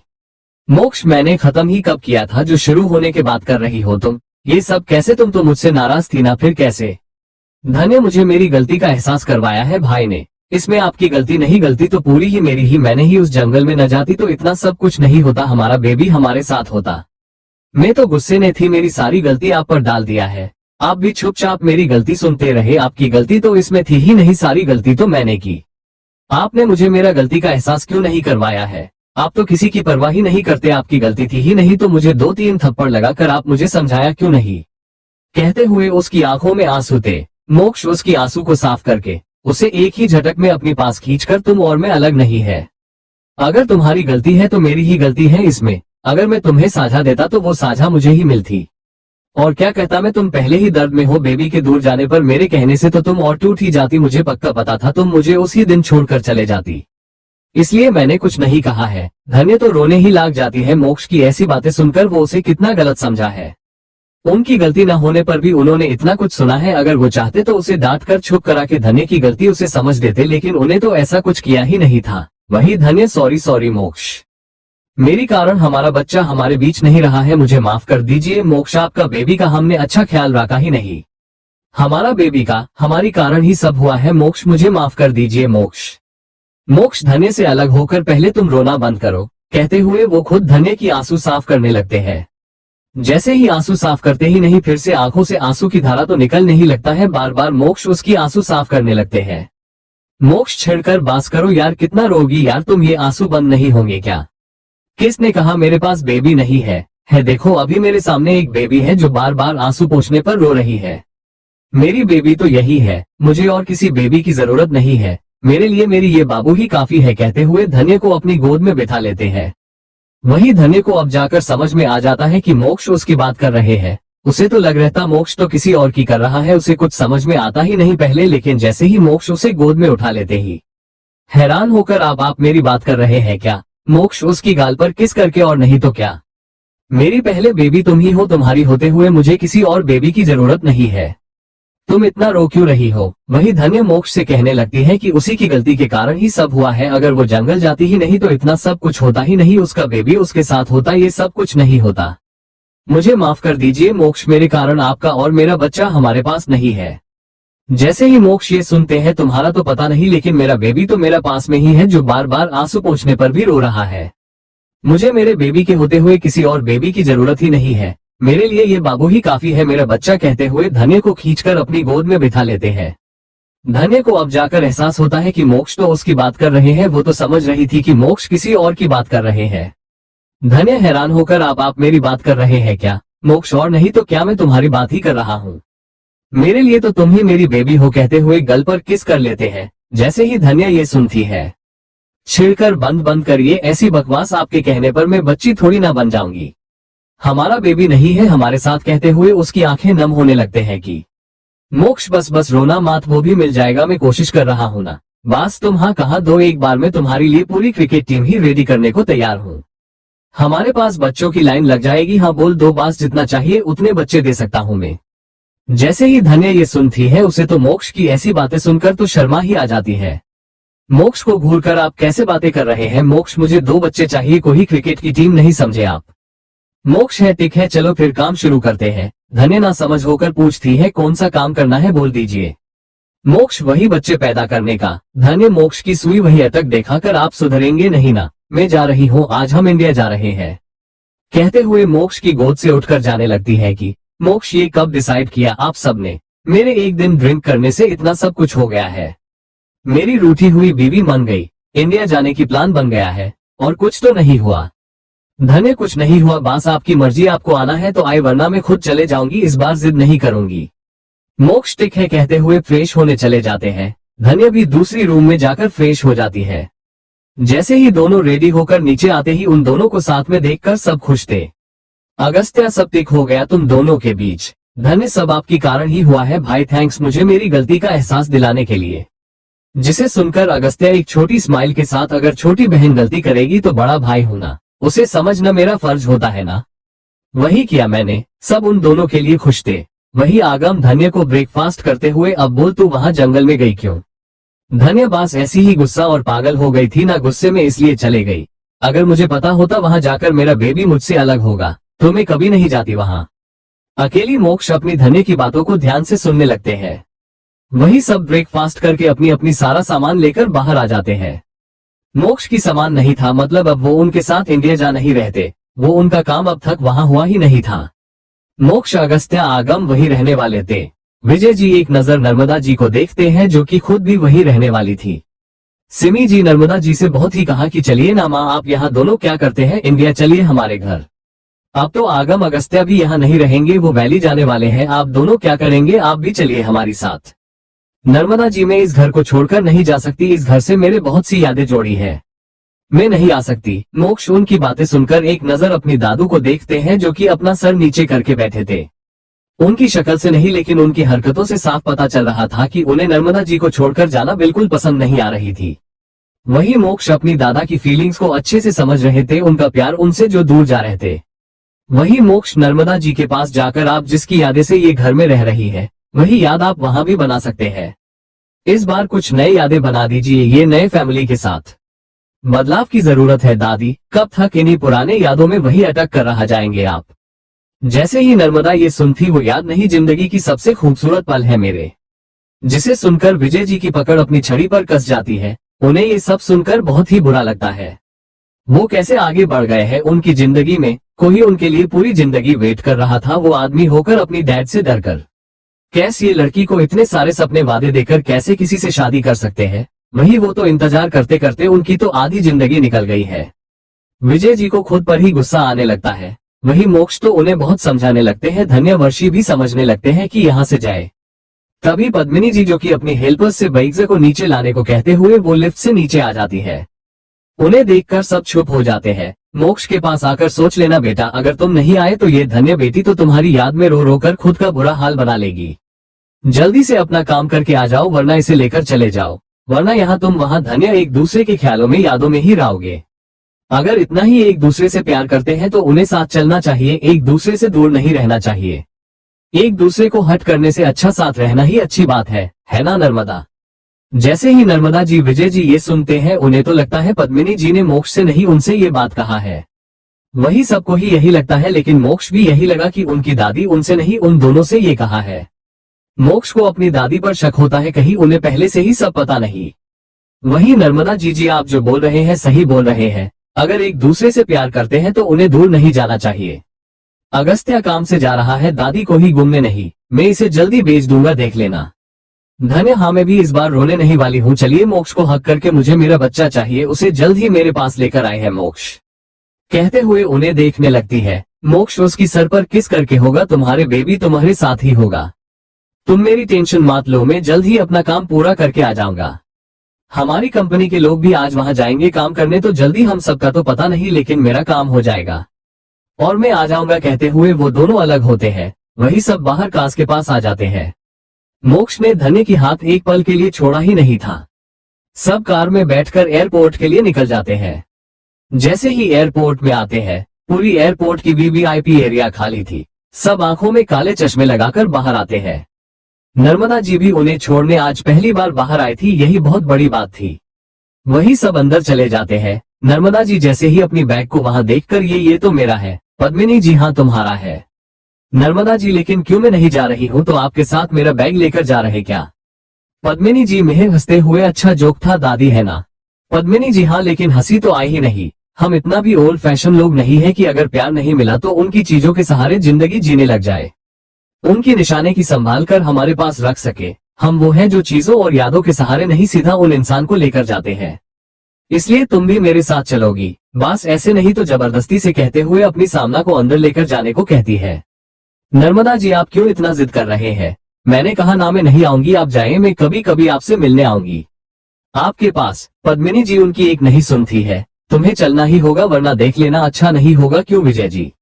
जिसे सुनकर विजय जी पद्मिनी जी को देखते हैं। अगर वो नहीं चाहते तो रहने दो ना, उनके साथ जबरदस्ती क्यों कर रही हो तुम? पद्मिनी जी गुस्से, आप तो रहने दीजिए। नर्मदा जी की तरफ देखकर, तुमसे बड़ी हूँ, मेरी बात सुनकर, मेरी बातों को इज्जत रखकर मेरे साथ चलो, वरना मैं पद्मिनी सिन्हा तुमसे ये कह रही हूँ कि आपनी मारते धाम तक तुमसे बात ही नहीं करूंगी, कभी नजर भी नहीं आऊंगी। जैसे ही नर्मदा जी ये सुनती है, आप ये कैसे बातें कर रहे हैं? ये बच्चों जैसे जिद क्यों कर रहे हैं आप? पद्मिनी, तुम जिद समझो या कुछ और, मेरी बात तो यही है, कहते हुए आगे चले जाती है। नर्मदा जी वही चेयर पर बैठ जाती है। विजय जी उनके साथ रुकना चाहते थे, लेकिन वो तो उन्हें एक नजर देखकर वहां से न चाहते हुए भी चले जाते हैं। आगम, मोक्ष, अगस्त्या नर्मदा जी के पास रह जाते हैं। आगम उनके सामने घुटनों पर बैठ जाते हैं। वही अगस्त्या, मोक्ष दोनों ही उनके साइड में बैठ जाते हैं। आगम अपनी दादी की हाथ को हाथ में लेकर, आप जिद लेकर क्यों बैठे हैं दादी? आपके पास तो अब एक फैमिली है, चले जाए ना, कुछ दिन बाद हम भी अपना काम करके वहां आ जाएंगे। वहां हम एक अच्छा सा घर देखकर शिफ्ट हो जाएंगे, आप तब हमारे साथ रहना, वहां अभी के लिए तो जाए ना। यहाँ अकेले फिर से अकेले हो जाएंगे, वहां सब होंगे आपके साथ बात करने। अगस्त्य भी होने मनाने लगते हैं। वही नर्मदा जी मोक्ष की तरफ देखकर, तुम भी यही चाहते हो क्या? उन्हें मोक्ष की सोच बिल्कुल विजय जी जैसे लगती है। वो भी अपने परिवार के लिए अपनी डैड के कहने पर किसी और से शादी कर लिया है, बिल्कुल मोक्ष की तरह ही। इसलिए वो भी अब मोक्ष से ही सवाल करने लगती है। बस उनमें फर्क ये था कि मोक्ष की शादी जिस लड़की से हुआ है प्यार, उन्हें उसी लड़की के साथ हुआ है। लेकिन विजय जी जिसे प्यार करते हैं उसके साथ उनकी शादी हुआ ही नहीं, वो कभी नर्मदा जी को भूल पाए हैं। नहीं, उन्हें कभी पद्मिनी जी से प्यार हुआ है, बस वो रिश्ता निभा रहते। वही मोक्ष नर्मदा जी के हाथ पर हाथ रखकर, आपका जो दिल चाह रहा है वही करिए, अच्छा बुरा जो भी होने वाला है उसके बारे में सोचिए मत, जो हो रहा उसे होने दीजिए। कभी कुछ न करना ही बहादुर होगा हमारे लिए, बिल्कुल 5 स्टार चॉकलेट की तरह। कभी कभी कुछ न करके भी देखो, tongue out, cold sweat smile, cold sweat smile, cold sweat smile, cold sweat smile, cold sweat smile, cold sweat smile. वही मोक्ष इतना बोलकर अपनी बीवी के पास चले जाते हैं। अगस्त्या अपनी वाली के पास, आगम अपनी वाली के पास जाकर खड़े हो जाते हैं। धन्य जल्दी आएगा वरना मैं किसी और को देख लूंगी, आप हम दोनों को देख लेना। मोक्ष जैसे ही ये सुनते हैं, सोचना भी मत किसी और के बारे में, वरना तुम्हारी हाथ में पूरी क्रिकेट टीम रखना देना, तब तक खुद और तुम्हें बैट से उतरने ही नहीं दूंगा। धन्य जैसे ही मोक्ष की ऐसे डरावनी धमकी सुनकर तो हैरान होकर मोक्ष को देखने लगती है। उसे यकीन था मोक्ष ऐसे ही करेगा, इसलिए छुप रहना ही बेहतर समझती है। जैसे ही फ्लाइट का टाइम होते ही मोक्ष धन्य को न चाहते हुए उसकी हाथ को छोड़ देते हैं। धन्य इस बार खुद को बहुत स्ट्रांग बना लेती है, इसलिए आंखों में आंसू आने ही नहीं देती है। वही धन्य जैसे ही जाने लगती है कि मूड कर मोक्ष उसे एक धाम से खींचकर उसे हग कर लेते हैं। धन्य जो कि अब तक अपनी आंसू को रोक था, वो अब निकलने लगते हैं, लेकिन जल्द ही धन्य मोक्ष से अलग होकर अपनी सर ऊपर करके उंगलियों से आंसू साफ करते हुए, मुझे रुलाना मत, मैं टिक हूँ, आप भी मेरा फिक्र मत करना, मैं बिल्कुल टिक रहूंगी, कहते हुए मोक्ष को बिना देखे ही वहां से चले जाती है। अगर वो एक और बार मोक्ष देखेगी तो पक्का वो मोक्ष को छोड़कर नहीं जा पाएगी। वही मोक्ष को उसे छोड़कर जाने से उन्हें भी अपनी लाइफ में बहुत ही खाली खाली लगने लगता है। वही आगम पिया उन दोनों को देखकर, आगम धीरे से धन्य के लिए मोक्ष परफेक्ट है। वही ये बात सुनकर पिया कुछ नहीं कहती है, एक नजर मोक्ष को देखती है जो कि उनकी नजर धन्य पर ही टिकी थी। वही अगस्त्या, वर्षी को हक करके ख्याल रखना अपना, हम दोनों की जान का वर्षी रखूंगी, आप भी अपना ख्याल रखना। अगस्त्य उसकी फोरहेड पर किस करते हैं। वर्षी उन्हें से अलग होकर मोक्ष को हक करके, आप टेंशन मत लीजिए, भाभी का ख्याल रख लूंगी। मोक्ष हम कहते हुए उसे अलग होते हैं। वही वर्षी आगम की तरफ देखकर, बाय आगम भाई। आगम बाय भाभी तो नहीं कह सकता, लेकिन भाभी ही है, आप मेरे नाम तो बुला नहीं सकता। वर्षी नाम से ही बुलाना, कोई बात नहीं, कहते हुए उन्हें साइड हक करके वहां पिया को हक करके जाने लगती है।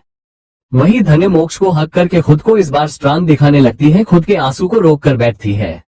धन्य उन्हें हक करके जल्द ही अलग होकर मैं चले जाऊंगी कहते हुए वहां से जाने लगती है कि मोक्ष को उन्हें खींचकर हक कर लेते हैं। जैसे ही मोक्ष उन्हें हक करते हैं, अब तक रुके हुए आंसू अब रुक नहीं पाते हैं, इसलिए जल्द ही मोक्ष से अलग होकर अपनी सर को ऊपर करके उन आंसू को अपनी उंगलियों से पोंछने लगते हैं। अपना सर ऊपर करके उन आंसू को रोकते हुए, रहने दीजिए, मुझे रुलाए मत, मैं टिक हूं, कहते हुए बिना उनके तरफ देखे जाने लगती है। उसे पता था एक बार उसने मोक्ष को देख लिया तो वो जा नहीं पाएगी। वही मोक्ष को धन्य के जाते देख उन्हें अब से ही अपनी जिंदगी में पूरी खाली खाली फील होने लगता है। वही आगम उन दोनों को देखकर धीरे से एक दूसरे के लिए परफेक्ट है। पिया आगम की बात सुनकर उन दोनों को देखने लगती है, एक नजर मोक्ष को देखती है जो कि धन्य को जाते हुए देखने लगते हैं। वही अगस्त्या, वर्षी के पास जाकर अपना, हमारी जान का ख्याल रखना, वर्षी हक करके रख लूंगी, कहते हुए उनसे अलग होकर मोक्ष को हक करके, आप टेंशन मत लीजिए भाई, भाभी का ख्याल रखा लूंगी, मोक्ष हम कहते हुए उसे हक करके अलग होते हैं। वही वर्षी आगम के पास आकर, बाय आगम भाई। आगम एक छोटी स्माइल के साथ, अब मैं तुम्हें वर्षी तो नहीं बुला पाऊंगा, भाभी ही कहना पड़ेगा। जैसे ही वर्षी ये सुनती है, नहीं वर्षी ही बुला लो, कहते हुए उन्हें साइड से हक करके पिया को हक करके वहां से चले जाती है। वही पिया आगम की तरफ देखकर, दादी नहीं जाएंगे क्या? आगम पता नहीं कहते हुए जैसे ही वहां से जाने लगते हैं कि वो देखते हैं उनकी दादी उनके तरफ ही आ रहती। जैसे ही आगम, मोक्ष, अगस्त्या जैसे ही ये देखते हैं, उनके फेस पर एक छोटी स्माइल आ जाती है। आगम आकर उन्हें हक कर लेते हैं, आप जा रहे हैं, जिसे सुनकर नर्मदा जी हम कहती है। वही उनकी ये जवाब सुनकर वो सब खुश हो जाते हैं। नर्मदा जी पिया के पास आकर, चलो हम दोनों यहाँ क्या करेंगे, ये लोग भी हमें छोड़कर चले जाएंगे काम करने, तो अब हम वहां रहा कर क्या करेंगे, हम भी चलेंगे चलो। जिसे सुनकर पिया के फेस पर बड़ी सी स्माइल आ जाती है। वो तो वहां से चले जाती है आगम को अगस्त्य को हक करके। वही नर्मदा जी उसे इतना खुश देखकर उनकी फेस पर एक छोटी स्माइल आ जाती है। वो भी उन सबको देखकर जल्दी आ जाना इंडिया अपनी काम पूरा करके। तीनों ही हाँ में अपना सर हिला देते हैं। नर्मदा जी जैसे ही चौपर में जाते हैं, विजय जी जैसे ही उन्हें देखते हैं, उनकी फेस पर बड़ी सी स्माइल आ जाती है, जिसे वो जल्द ही छुपा लेते हैं। वहीं दूसरी तरफ जैसे ही पद्मिनी जी उन्हें देखते हैं, अरे वहां तुम आ गई, चलो चलो आकर बैठ जाओ, अच्छा किया तुमने मेरी बात सुनकर आ गई, वरना मैं तो तुमसे जिंदगी बार बात ही नहीं करती। नर्मदा इसीलिए तो आना पड़ा मुझे आपकी जिद के कारण। वहीं धन्य भी खुश थी उनके जाने से घर, क्योंकि उन्हें भी अब नर्मदा जी से बहुत लगाव हो चुका था। वहीं मोक्ष, अगस्त्य, आगम वो तीनों ही एयरपोर्ट से निकल जाते हैं, क्योंकि उनकी फ्लाइट टेक ऑफ कर चुकी थी। वहीं जैसे ही मोक्ष, अगस्त्य, आगम तीनों घर जाते हैं, उन तीनों को पूरा खाली खाली लगता है, क्योंकि पूरा घर खाली हो चुका था। उन तीनों के अलावा कुछ हेल्पर्स थे घर पर। वो तीनों ही अपनी अपनी रूम में चले जाते हैं। मोक्ष जैसे ही देखते हैं धन्य ने उनकी बैग पहले से ही पैक कर चुकी थी, जिसे देखकर मोक्ष के फेस पर एक छोटी स्माइल आ जाती है। वो वही लेट जाते हैं, धन्य के बारे में सोचने ही लगते हैं। वहीं बहुत देर होने के बाद उनकी फ्लाइट इंडिया की दिल्ली में लैंड हो जाती है। जैसे ही लैंड होती है, उनके लिए बहुत सारे महंगे गाड़ियां उनका ही इंतजार करने लगते हैं। वो सब उनमें से बैठकर वहां से निकल जाते हैं घर के लिए। जैसे ही घर जाती है, धन्य वर्षी से जाकर रेस्ट करने को कहती है। वो सब चले जाते हैं। मेहर पिया की बैग लेकर जाकर रख देते हैं। जैसे ही धन्य अपनी रूम में जाती है, अपनी रूम को इतने दिन देखने के बाद उसे तो मोक्ष और उसकी सारी यादें एक साथ ही आंखों के सामने घूमने लगते हैं। अपनी आंखों के सामने एक एक करके सारी यादें एक फिल्म की तरह चलने लगता है। किस तरह मोक्ष उसे यहाँ नफरत किया है था, किस तरह अपनी गुस्से के चलते उसे ऑलमोस्ट मारने ही वाले थे। कल्याण से जलकर वही सब याद आते ही उसकी आंखों में आंसू और एक छोटी स्माइल आ जाती है। मोक्ष में अब तब में कितना बदलाव आ चुका था, कितना सब कुछ बदल गया है उसकी जिंदगी में। यही सब सोचकर वो बेड पर बैठ जाती है, रूम को देखने लगती है। उसने जैसे रूम को छोड़कर गया था वैसे ही है अब तक रूम। एक भी सामान इदार से उदार हुआ ही नहीं, वही सब टिक से सालीके से जैसा था वैसा ही होता है। वही वहां जाते ही धन्य पहले फ्रेश होकर पहले रेस्ट करती है, क्योंकि वो बहुत थकी हुई थी। वही दूसरी तरफ लंदन में मोक्ष, आगम, अगस्त्य वो तीनों भी कुछ देर रेस्ट करके वैली के लिए निकल जाते हैं, जहां उनका काम होना था। जैसे ही वहां जाते हैं रात हो जाती है, लेकिन वहां मोक्ष की कंपनी के लोग पहले से ही उनका इंतजार करने लगते हैं। जैसे ही मोक्ष उन्हें वहां देखते, संदीप आगे आकर वेलकम सर। मोक्ष बस अपना सर हिलाकर, आप सब कब आए? संदीप, आफ्टरनून ही सर। सॉरी सर, हमें मैम आपकी बच्चे के बारे में पता चला है, सॉरी। मोक्ष बीच में ही, सॉरी बोलने की जरूरत नहीं, मेरे बेबी को कुछ नहीं हुआ, वो ठीक है, बास मिल नहीं रहा है। अनन्या की तरफ देखकर, जो कि अंकुश की बहन थी, उसे देखकर, तुम अंकुश की बहन होना? अनन्या, जी जी सर। मोक्ष, सब जाए, हमारी कोलिब्रेशन फेल नहीं होना चाहिए। कल से अपनी सारी डिजाइन मेरे टेबल पर होना चाहिए, जब तक यहाँ सारे डिजाइन नहीं हो जाते हैं। मैं यहाँ से इंडिया अपनी बीवी के पास नहीं जा पाऊंगा, तो आप पर ही है, मेरे बीवी के पास जल्दी जाना है मुझे, कहकर वहां से जाने लगते हैं। कि अनन्या, एक्सक्यूज मी सर, आपको मेरे भाई अंकुश के बारे में कैसे पता? मोक्ष, वो तुम्हारे भाई के साथ साथ मेरी बीवी का भी भाई है, मतलब मेरा साला है, वो कहकर वहां से अपनी टेंट की तरफ निकल जाते हैं। वही अनन्या ओह कहती है। फिर उसे जैसे ही मोक्ष की बातों की ख्याल आते ही, क्या बीवी की भाई? ये सार ने अभी अभी क्या कहा? मेरा अंकुश सर की बीवी को कैसे कैसे जानते हैं? सर की साले कैसे हैं? अंकुश पता नहीं ये कहाँ है, दिखाई दे नहीं रहा है, कहते हुए वहां से अंकुश को ढूंढने चले जाती है, जो कि इतनी बड़ी जगह में उसे मिल ही नहीं रहते। वही मोक्ष फ्रेश होकर अपना फोन लेकर बैठ जाते हैं, धन्य को कॉल करने लगते हैं। लेकिन फोन तो धन्य पिक करती ही नहीं, क्योंकि वो गहरी नींद में सो चुकी थी। मोक्ष धन्य को कॉल पिक ना करते देख जल्दी से मेहर को कॉल मिला देते हैं। उन्हें टेंशन होने लगता है कि उनकी बीवी उनसे नाराज तो नहीं, अब तक उन्होंने जो भी देखा वो सब सपना तो नहीं है, कहीं फिर से उन्होंने कुछ गलत तो नहीं देख लिया है। यही सोचकर वो फोन मिला देते हैं मेहर को। मेहर जैसे ही कॉल पिक करते हैं, मोक्ष सीधे सीधे पहले ही हेलो की सीधा बात पर आ जाते हैं। क्या तेरी भाभी ठीक है, घर पर है, कहीं मुझसे फिर से नाराज तो नहीं, वो क्या कर रही है? जैसे ही मेहर अपनी भाई की इतनी लंबी चौड़ी बातें सुनते हैं, हैरान होकर पहले पहले शांत होकर सांस तो ले लीजिए भाई। भाभी बिल्कुल ठीक है, आपसे नाराज नहीं है, अपनी रूम में है, रेस्ट कर रही होगी। मोक्ष, तो फिर मेरा फोन पिक क्यों नहीं कर रही है, एक बार जाकर देख कर आ। जैसे ही मेहर ये सुनते हैं, मैंने कहा ना ब्रो, भाभी रेस्ट कर रही तो फोन कैसे पिक करेगी, देख कर आता हूँ, वेट, कहते हुए फोन लेकर मोक्ष के रूम में जाने लगते हैं। भाई क्या अंदर जाओ, आपने तो रूम में से जाने के लिए मना किया है, तो कैसे जाओ अंदर? जैसे ही मोक्ष ये सुनते हैं वेट माँ को बेड अंदर। जैसे ही मिहिर ये सुनते हैं छिड़कर तो मुझे क्यों कॉल किया, मॉम को कॉल करना था आप। लेकिन बेचारे खुद से ही कह सकते थे, मोक्ष से कहने की उन्हें हिम्मत ही नहीं थी। वो अपनी माँ को बुलाकर अपना फोन उन्हें देते हैं। जैसे ही सिमी जी फोन बात करती है, मोक्ष उन्हें अंदर जाकर धने को देखने को कहते हैं। जैसे ही सिमी ये सुनती है ठीक है कहते हुए अंदर जाती है। जैसे ही जाकर धने को देखती है वो तो उसे सोते देख एक छोटी स्माइल के साथ सो रही है। मोक्ष कहते हुए उन्हें वीडियो कॉल कर देती है। मोक्ष जैसे ही देखते हैं उनकी बीवी चैन से सो रही है थी, उसे सोते देख एक छोटी स्माइल के साथ, रहने दीजिए आप जल्दी से बाहर आ जाए, उसे सोने दीजिए मोम, चलिए चलिए बाहर जाइए, और उसकी नींद से उठते ही आप उसे याद से खिला देना। जैसे ही सिमी ये सुनते हैं अच्छा बेटा है, तो मोक्ष अपनी माँ का तो ख्याल नहीं रही है, तुझे अपनी बीवी का है। जैसे ही मोक्ष ये सुनते हैं ऐसा नहीं है माँ, आप भी खा लीजिए, उसे भी खिला दीजिए, मुझे सोना है, मैं थक गया हूँ, कहते हुए जल्दी से फोन रख देते हैं। वही सिमी जी हंसने लगती है, बाहर जाकर डोर क्लोज कर देती है।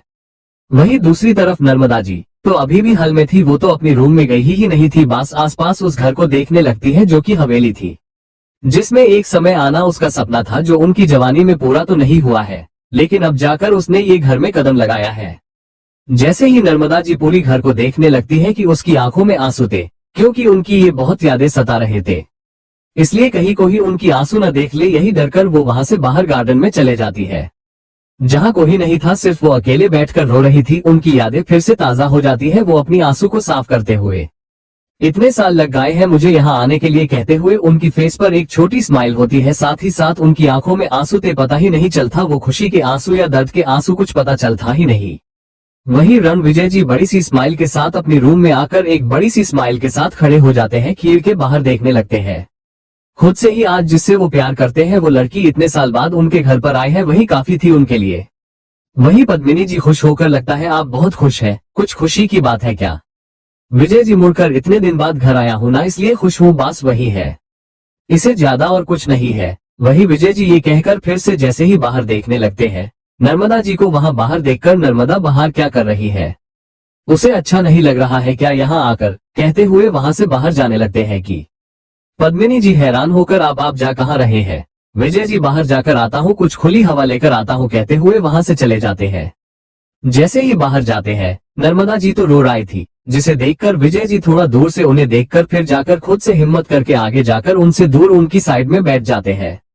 जैसे ही बैठ जाते हैं नर्मदा जी को ख्याल था ही नहीं, वो तो अभी भी खुद में ही खोई हुई थी कि विजय जी क्या हुआ नर्मदा, किसी ने कुछ कहा, जिसे सुनकर नर्मदा जी होश में आती ही नहीं, विजय जी इस बार नमी क्या हुआ, किसी ने कुछ कहा है क्या? जिसे सुनकर नर्मदा जी जल्द ही उन्हें देखने लगती है। उन्हें उनकी कानों में यकीन ही नहीं था, इतने सालों बाद विजय जी की मुंह से ये नाम सुनकर। नमी, ये जब वो दोनों प्यार में थे तब वो उन्हें ये नाम से बुलाते थे। वही नर्मदा जी आपने नमी नमी कहा। विजय जी जैसे ही सुनते हैं एक छोटी स्माइल के साथ, बहुत दिन हुआ है ना? नर्मदा जी दिन नहीं विजय जी सालों गुजर गई है। जैसे ही विजय जी ये सुनते हैं उनकी फेस पर वो स्माइल गायब ही हो जाती है। वही नर्मदा जी के आंखों में आंसू थे, उन्हें इतने साल लग गए इस घर में आने के लिए, यही सब सोचकर उनकी आंखों में आंसू के साथ फेस पर एक छोटी सी स्माइल होती है। उन्हें देखकर पता ही नहीं लग पाता है वो खुशी के आंसू है या दुख के। वही विजय जी खुश थे, इतने सालों बाद उनका प्यार उनके घर पर जो था उनके साथ, उनके पास यही काफी है उनके लिए। वही उन्हें इतना खुश देखकर तो पद्मिनी जी सवाल करती है कि क्या हुआ है, वो इतने खुश क्यों है? जिसे सुनकर वो तो बस यही कहते हैं कि वो बहुत दिन हुआ है ना घर आकर, इसीलिए खुश हूँ। मुड़कर जैसे ही सब कहकर फिर से जैसे ही बाहर देखने लगते हैं, नर्मदा जी को वही बाहर बैठे देखकर खुद से ही नर्मदा बाहर क्यों बैठी है, किसी ने कुछ कहा तो नहीं, उसे यही सोचकर जैसे ही बाहर जाने लगते हैं कि पद्मिनी जी हैरान होकर आप कहाँ जा रहे हैं? विजय जी बाहर खुली हवा में सांस लेकर आता हूँ कहते वहां से कहकर निकल जाते हैं। जैसे ही जाकर देखते हैं तो नर्मदा जी अभी भी रो रही थी। विजय जी हिम्मत करके उनके साइड में बैठ जाते हैं, लेकिन नर्मदा जी तो अपनी ख्यालों में ही गुम थी। विजय उनसे सवाल भी करते हैं कि क्या हुआ, लेकिन उनकी कानों तक ये बात जाती ही नहीं। वही विजय जी फिर से नमी, क्या हुआ, किसी ने कुछ कहा है क्या? जिसे सुनकर तब जाकर नर्मदा जी होश में आती है, विजय जी की मुंह से अपना ऐसा नाम सुनकर।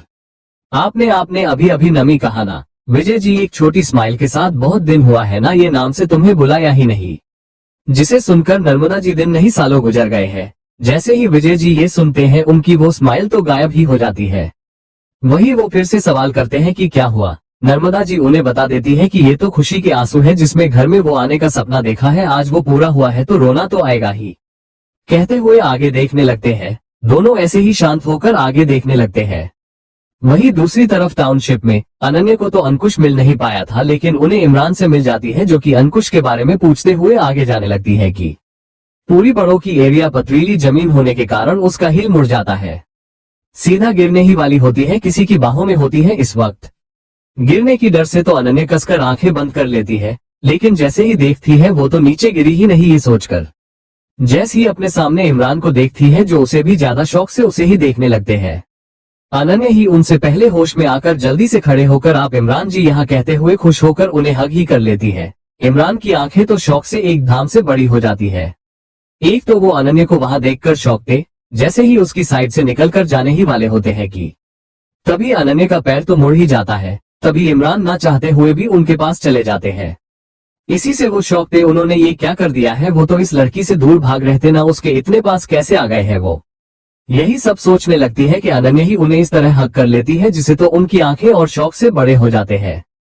अनन्या उनसे अलग होकर, इमरान जी आप यहाँ, ओह नो मैं तो भूल ही गई, आप भी यही काम करते हैं। इमरान कुछ नहीं कहते हैं। वही अनन्या, आपने तो मुझे भूल ही गए हैं, एक फोन नहीं कुछ नहीं, बस उस दिन डिनर पर बात हुआ है हमारा, बस तब से तो आप आए ही नहीं घर तरफ, बात हुआ ही नहीं हमारी, इतने बिजी थे क्या आप। इमरान कुछ नहीं कहते हैं, बस वो छुपते, उनकी दिल की धड़कन तो इस वक्त ट्रेन से ज्यादा स्पीड जो भाग रहता। वही अनन्या उन्हें छुप देखकर, आपको हुआ क्या, इतना छुप क्यों है और ये पसीना इतना क्यों आ रहा है आपको, कहते हुए अपनी पॉकेट से रुमाल निकलकर साफ करने लगती है कि इमरान जल्द से मुझे जाना है, कुछ काम याद आ गया है, मैं अभी आता हूँ, कहते हुए वहां से भाग जाते हैं। अनन्या हैरान होकर इमरान को जाते हुए देखकर, इन्हें क्या हुआ है, इतना अजीब बर्ताव क्यों कर रहे हैं, मुझे क्या कहकर अंकुश को ढूंढने चले जाती है। वही इमरान तो सीधा अपनी टेंट में भागकर अपनी बेड पर गिरकर, ये क्या हो गया है मुझे, ये दिल इतना तेज भाग क्यों रहा है, जैसे रनिंग भागते हैं, मेरा दिल भी पता नहीं कौन सी रनिंग में भाग लिया है, जो इतनी तेजी से भाग रहा है, ऐसा लग रहा है ये तो मेरा सीन चिरकर बाहर ही आ जाएगा।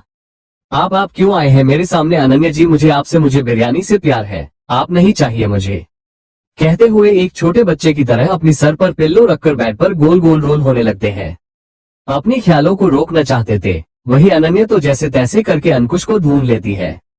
अंकुश जैसे ही अपनी दी को वहां देखते हैं, उन्हें हक करके गोल गोल घुमाने लगते हैं। रिया दूर से ये देखने लगती है। अंकुश खुश होकर, आप कब आए यहाँ, अनन्या मेरी छोड़, ये मेरी बॉस ये क्या कह रहे हैं, वो तुम्हें हमारी मेम को कैसे जानते हो, तुम इतनी अच्छे से क्या चल रहा है, तू उनका साला कैसे बन गया है। अंकुश एक लंबी कहानी है, बाद में बता दूंगा, आप चलिए, कहते हुए रिया की तरफ एक नजर देखकर एक छोटी स्माइल के साथ अपनी बहन को लेकर अपनी टेंट में चले जाते हैं। जैसे ही टेंट में जाते हैं, अनन्या अपने भाई की टेंट में लड़कियों के कपड़े देखकर, ये क्या है, लड़कियों के कपड़े तुम्हारे टेंट में कैसे, जिसे सुनकर अपनी दी की हाथों में रिया के कपड़े देखकर जल्दी से उन्हें लेकर, अरे ये तो लड़कियों के हैं। अनन्या वो तो पता है मुझे, यहाँ कैसे। अंकुश हाँ वो हाँ, मेरी टेंट में शायद धूप ज्यादा लगता है ना, सुखाने लेकर आई होगी शायद। ये सब छोड़ो ना, आप बैठी यहाँ, कहते हुए उन्हें बिठाकर काफी लाकर अपनी बहन के हाथ में देकर सब बताने लगते हैं। वही अनन्या भी ध्यान से सुनने लगते हैं। वही अंकुश खुश थे, अब उनकी दी की दीमक से इन कपड़ों का ख्याल शायद निकल गया होगा। वही अनन्या सब सुनकर, ओह मेरा इंडिया ना होने पर इतना कुछ हो गया और तुमने मुझे कुछ बताया ही नहीं, लेकिन मैम के लिए बुरा लगा है, उनका बेबी उनके साथ में आई ही नहीं, सर को इस वक्त मैम के साथ होना चाहिए, लेकिन वो यहाँ आ गए। अंकुश भी हम कहते हैं। वही अनन्या अंकुश से बात करके वहां से निकल जाती है। अंकुश उनके जाते ही एक राहत की सांस लेकर उन कपड़ों को पकड़कर स्निफ करते हुए बड़ी सी स्माइल के साथ, मुझे अब बहुत ध्यान से ये सब करना होगा, कहते हुए रिया के कपड़ों को अच्छे से गाड़ी करके रख देते हैं ताकि उसे देकर आ सके। वही इंडिया में जैसे धन्या जो कि सुकून सो रही थी कि उसे देखकर लगता है कि वो कोई बुरा सपना देख रही थी। उसकी पूरी बॉडी पसीने में भीग चुका होता है। एक धाम से धन्या उठकर बैठ जाती है। अपने आसपास जैसी देखती है, अपनी पसीना साफ करके, सपना था ये मेरा बच्चा कहते हुए रोने लगती है। लेकिन तभी किसी की आने की आहट सुनकर जल्द सी वॉशरूम में भाग जाती है, क्योंकि वो पसीने में पूरी तरह भीग चुकी थी। अगर किसी ने देख लिया तो उन्हें समझने में देर नहीं लगता है कि वो कोई डरवानी सपना देखा है। वो मोक्ष को और ज्यादा परेशान नहीं करना चाहती थी, इसलिए जल्द ही से भाग जाती है।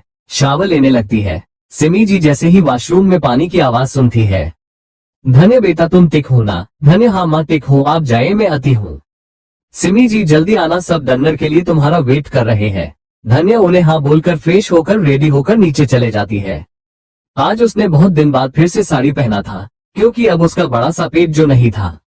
जैसे ही धन्य को मेहर आते हुए देखते हैं, वाह भाभी आप तो कमल के लग रहे हैं, अगर भाई ने आपको साड़ी में देख लिया तो वो तो पागल ही हो जाते।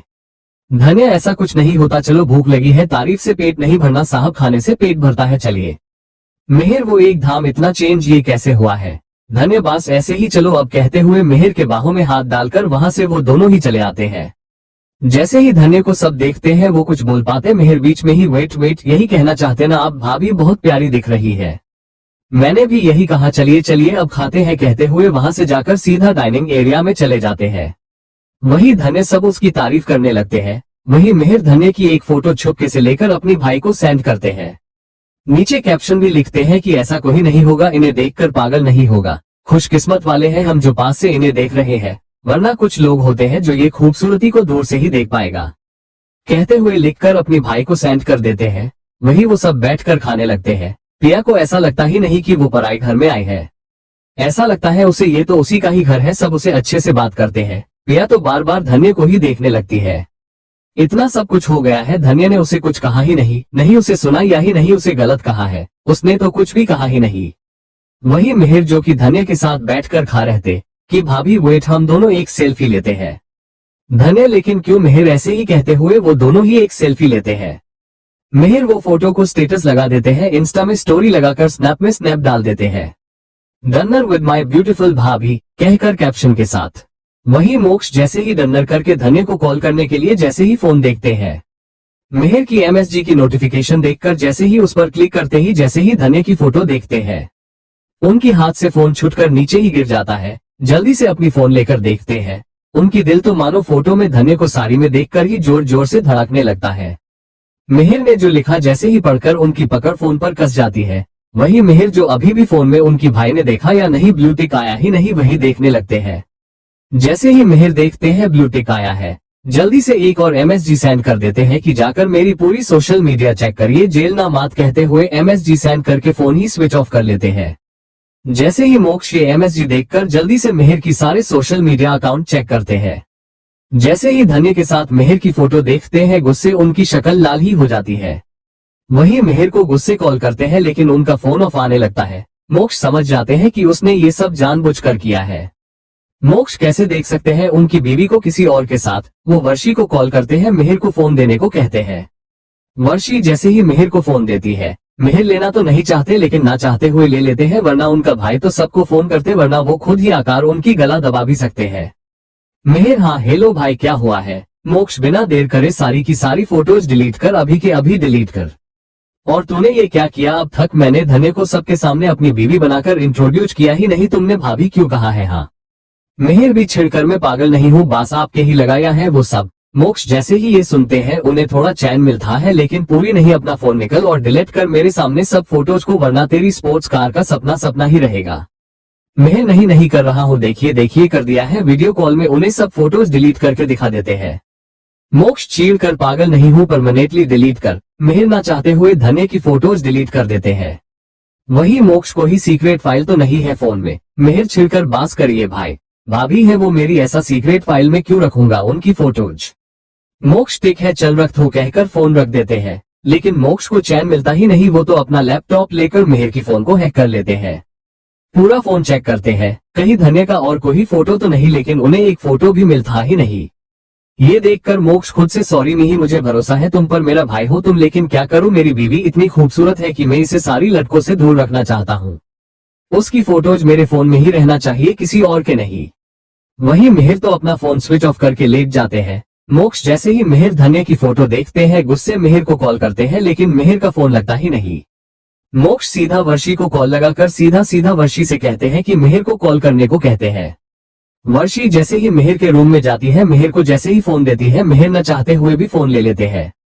उन्हें पता था कि अगर अभी फोन नहीं लिया तो उनका भाई खुद आकर उनकी गला दबा सकते हैं, इसलिए जैसे ही फोन लेकर हाँ भाई मोक्ष बिना देर करे अभी के अभी फोटोज डिलीट कर, वरना तेरा जो स्पोर्ट्स कार का सपना है सपना ही रह जाएगा। जैसे ही मेहर ये सुनते हैं नहीं नहीं अभी करता हूँ कहते हुए मोक्ष को वीडियो कॉल में सारे फोटोज डिलीट कर देते हैं। मोक्ष पागल लगता हूँ क्या, परमानेंट से भी डिलीट कर। मेहर उन्हें घूर कर डिलीट कर देते हैं। वही मोक्ष घूर कर कोई सीक्रेट फाइल तो नहीं है फोन में। मेहर छिड़कर बहुत हुआ है, भाई भाभी है वो मेरी, में क्यों उनकी सीक्रेट फाइल बनाऊंगा। मोक्ष टिक है रो मात कहते हुए फोन रख देते हैं। वही मोक्ष को चैन का मिला था, वो तो अपना लैपटॉप लेकर मेहर का फोन को ही हैक कर लेते हैं। सारा फोन चेक करने लगते हैं। उन्हें धन्य की फोटो एक भी नजर आता ही नहीं। एक चैन की सांस लेकर सॉरी में ही मुझे तुम पर भरोसा है, लेकिन फिर भी क्या करूं, मेरी बीवी है इतनी खूबसूरत कि मुझे उसे किसी भी लड़के के साथ देखा ही नहीं जाता है। उसकी सारी फोटोज मेरे फोन में ही होना चाहिए, किसी और के नहीं। कहते हुए वो अपना फोन निकलकर धन्य को कॉल करते हैं। धन्य जो अभी अभी जैसे ही अपनी रूम में आती है, अपना फोन को बाजते देख जैसे ही देखती है मोक्ष की कॉल देखकर, तो उसके फेस पर बड़ी सी स्माइल आ जाती है। जैसे ही कॉल पिक करती है मोक्ष, जैसे ही धन्य को देखते हैं उफ कहते हुए अपनी दिल पर हाथ रखकर, ये क्या कर दिया है तुमने। धन्य हैरान होकर, क्या कर दिया मैंने अब। मोक्ष तुमने बहुत ही बड़ा क्राइम किया है। धन्य क्या मैंने क्या किया है। मोक्ष किसी की मर्डर किया तुमने। धन्य शौक से, क्या मैंने कब किसकी किया है मर्डर। मोक्ष मेरी दिल की, मेरे सपनों की, मेरी ख्वाहिशों की, जो कि तुम्हें साड़ी में देखने का सपना मेरा था, ना कि घर वालों का। जैसे ही धन्य ये सुनती है अपना सर हिला देती है। ये आप सुधार नहीं सकते हैं क्या, कैसी बातें कर रहे। मोक्ष घूर कर, ये तुमने अच्छा नहीं किया है, मेरे आने के बाद तुम्हें साड़ी बनना चाहिए था, ना कि अभी। धन्य इसमें कौन सी बड़ी बात है, मैं आपके आने के बाद भी साड़ी पहनूंगी बस। आप ऐसे फेस मत रखिए, स्माइल करिए। मोक्ष एक छोटी स्माइल कर देते हैं। दोनों ऐसे ही बातें करने लगते हैं। बहुत देर, करीब 1 घंटे बाद मोक्ष को धन्य सोने को कहते ही, क्योंकि उन्हें तो कल सुबह काम पर भी जाना है। धन्य चलिए सो जाइए, मुझे भी साड़ी चेंज करके सोना है, कहते हुए अपना नाइट ड्रेस लेकर जैसे ही मोक्ष को बाय कहती है। मोक्ष वेट कहाँ जा रही हूँ तुम। धन्य अनजान बनकर, साड़ी चेंज करने जा रही हूँ। मोक्ष तो वहां जाने की क्या जरूरत है, चलो यहीं पर चेंज कर लो। धन्य जैसे ही ये सुनती है हैरान होकर, गुस्से, आप पागल तो नहीं हो गए क्या, कैसे बातें कर रहे हैं आप। हाँ मैं यहाँ फोन के सामने कैसे। मोक्ष कुछ नहीं होगा, करो चेंज अभी। जैसे ही ये सुनती है, छिड़कर मुझे नहीं करना है। जैसे ही मोक्ष ये सुनते हैं, गुस्से, तुम करोगी या मैं आकर चेंज करूँ, क्या नहीं करूँ, वरना सोच लेना मैं फोन ही नहीं करूंगा। जैसे ही धन्य ये सुनती ही, नहीं ऐसा मत करना, मैं कैसे करूँ चेंज। मोक्ष जैसे ही ये सुनते हैं, जैसे पहले करती थी वैसे ही करो, मैं सब देखूंगा, करो या मैं राखो फोन। जैसे ही धन्य ये सुनती है, नहीं रुक जाइए, मैं करती हूँ चेंज, कहते हुए फोन को अच्छे से सेट करती है कि मोक्ष नहीं वेट, थोड़ी दूर जाकर खड़े हो जाओ, कुछ ठीक से दिख नहीं रहा है। धन्य को मोक्ष पर गुस्सा आता है, लेकिन मोक्ष को प्यार करती है इसलिए मान जाती है। वो इतने दिन मोक्ष के बिना कैसे रह सकती है, यही सोचकर धन्य मोक्ष जहाँ कहते हैं वहीं जाकर खड़े होकर अपनी साड़ी की पल्लों की सेफ्टी पिन निकलकर साइड में रखती है। अपनी पल्लों को अपनी चीन के नीचे के सहारे से पकड़ लेती है ताकि कुछ दिखे ना, जिसे देखकर मोक्ष, ये क्या कर रही हो, चीन के नीचे से पल्लों को निकलो वरना अच्छा नहीं होगा, कहते हुए फोन को कट करने लगते हैं कि धन्य नहीं वेट कहते हुए जल्दी से अपनी पल्लों को नीचे गिरा देती है। मोक्ष जैसे ही धन्य को ऐसे देखते हैं, उनकी आंखें बड़े हो जाते हैं। वही धन्य धीरे धीरे जैसे कपड़े निकालने लगती है कि उसे मोक्ष इस तरह चेंज करने से शर्म आ रहती, लेकिन फिर भी मोक्ष के लिए करने लगती है। वही मोक्ष जैसे धन्य को देखते हैं, वो तो बैठे बैठे ही गर्म होने लगते हैं। उनकी पूरी बॉडी आग की तरह गर्म हो जाती है। वही धन्य जानबूझकर मोक्ष को थॉर्न करने के लिए एक अच्छी सेक्सी नाइटी लेती है, जो कि पूरी तरह ट्रांसपेरेंट थी। उसे पहन लेती ही मोक्ष तो उसे गुस्से घूरने लगते हैं। धन्य क्या हुआ, मजा आ रहा है क्या देखने में। मोक्ष की नजर तो धन्य की स्तन और नीचे होती है, जो कि साफ साफ दिखाई दे रही थी। मोक्ष अपनी गला गिला करके, बहुत हुआ तुम जितना मुझे थॉर्न किया है, देख लेना मैं जैसे ही आऊंगा तुमसे सूद समेत से वापस लूंगा। मेरी टॉर्चर के लिए रेडी रहना, बेड से उतरने ही नहीं दूंगा। जितना मर्जी रो लेना, लेकिन मैं तुमसे एक पल के लिए भी दूर नहीं जाऊंगा।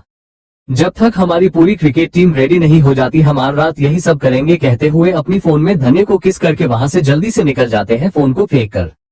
क्योंकि उनके सर तो पसीने आ चुके थे, इसलिए वहां से सीधा वॉशरूम में चले जाते हैं खुद को शांत करने के लिए।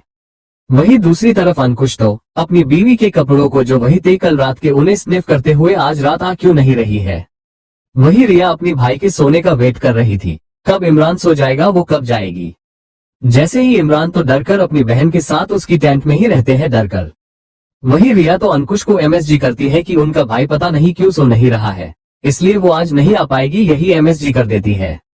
जिसे पढ़कर तो अंकुश का मुंह बन जाता है, लेकिन फिर भी कुछ काम करने के बहाना से आने को कहते हैं। रिया अपनी भाई की तरफ देखकर, भाई मुझे कुछ काम करना है, इरा के पास जा रही हूँ। लेकिन इमरान तो कुछ सुनते ही नहीं, क्योंकि वो तो अनन्या के ख्यालों में खोए हुए थे। वो तो बस वहां लेटे कर ऐसे ही देखने लगते हैं। लेकिन रिया समझ जाती है कि उनकी भाई ने सुन लिया है, इसलिए वो वहां से अपनी लैपटॉप लेकर वहां से चले जाती है। वहीं इमरान तो अभी भी अनन्या की ख्यालों में ही घूमते, उन्हें तो पता भी नहीं चलता है कि रिया कब की उनकी टेंट से जा चुकी है। वहीं रिया अपनी लैपटॉप लेकर सीधा अपनी आसपास देखकर उस अंकुश के टेंट में चले जाती है। जैसे ही टेंट में जाती है, अंकुश उसे एक धाम से पीछे हक करके रिया की गर्दन को किस करना स्टार्ट कर देते हैं। रिया कसकर आंखें बंद करके अब आप ये क्या कर रहे हैं अंकुश, कोई आ जाएगा, भाई आ जाएंगे, अब तक वो तो सोए ही नहीं, पता नहीं क्या सोच रहे हैं।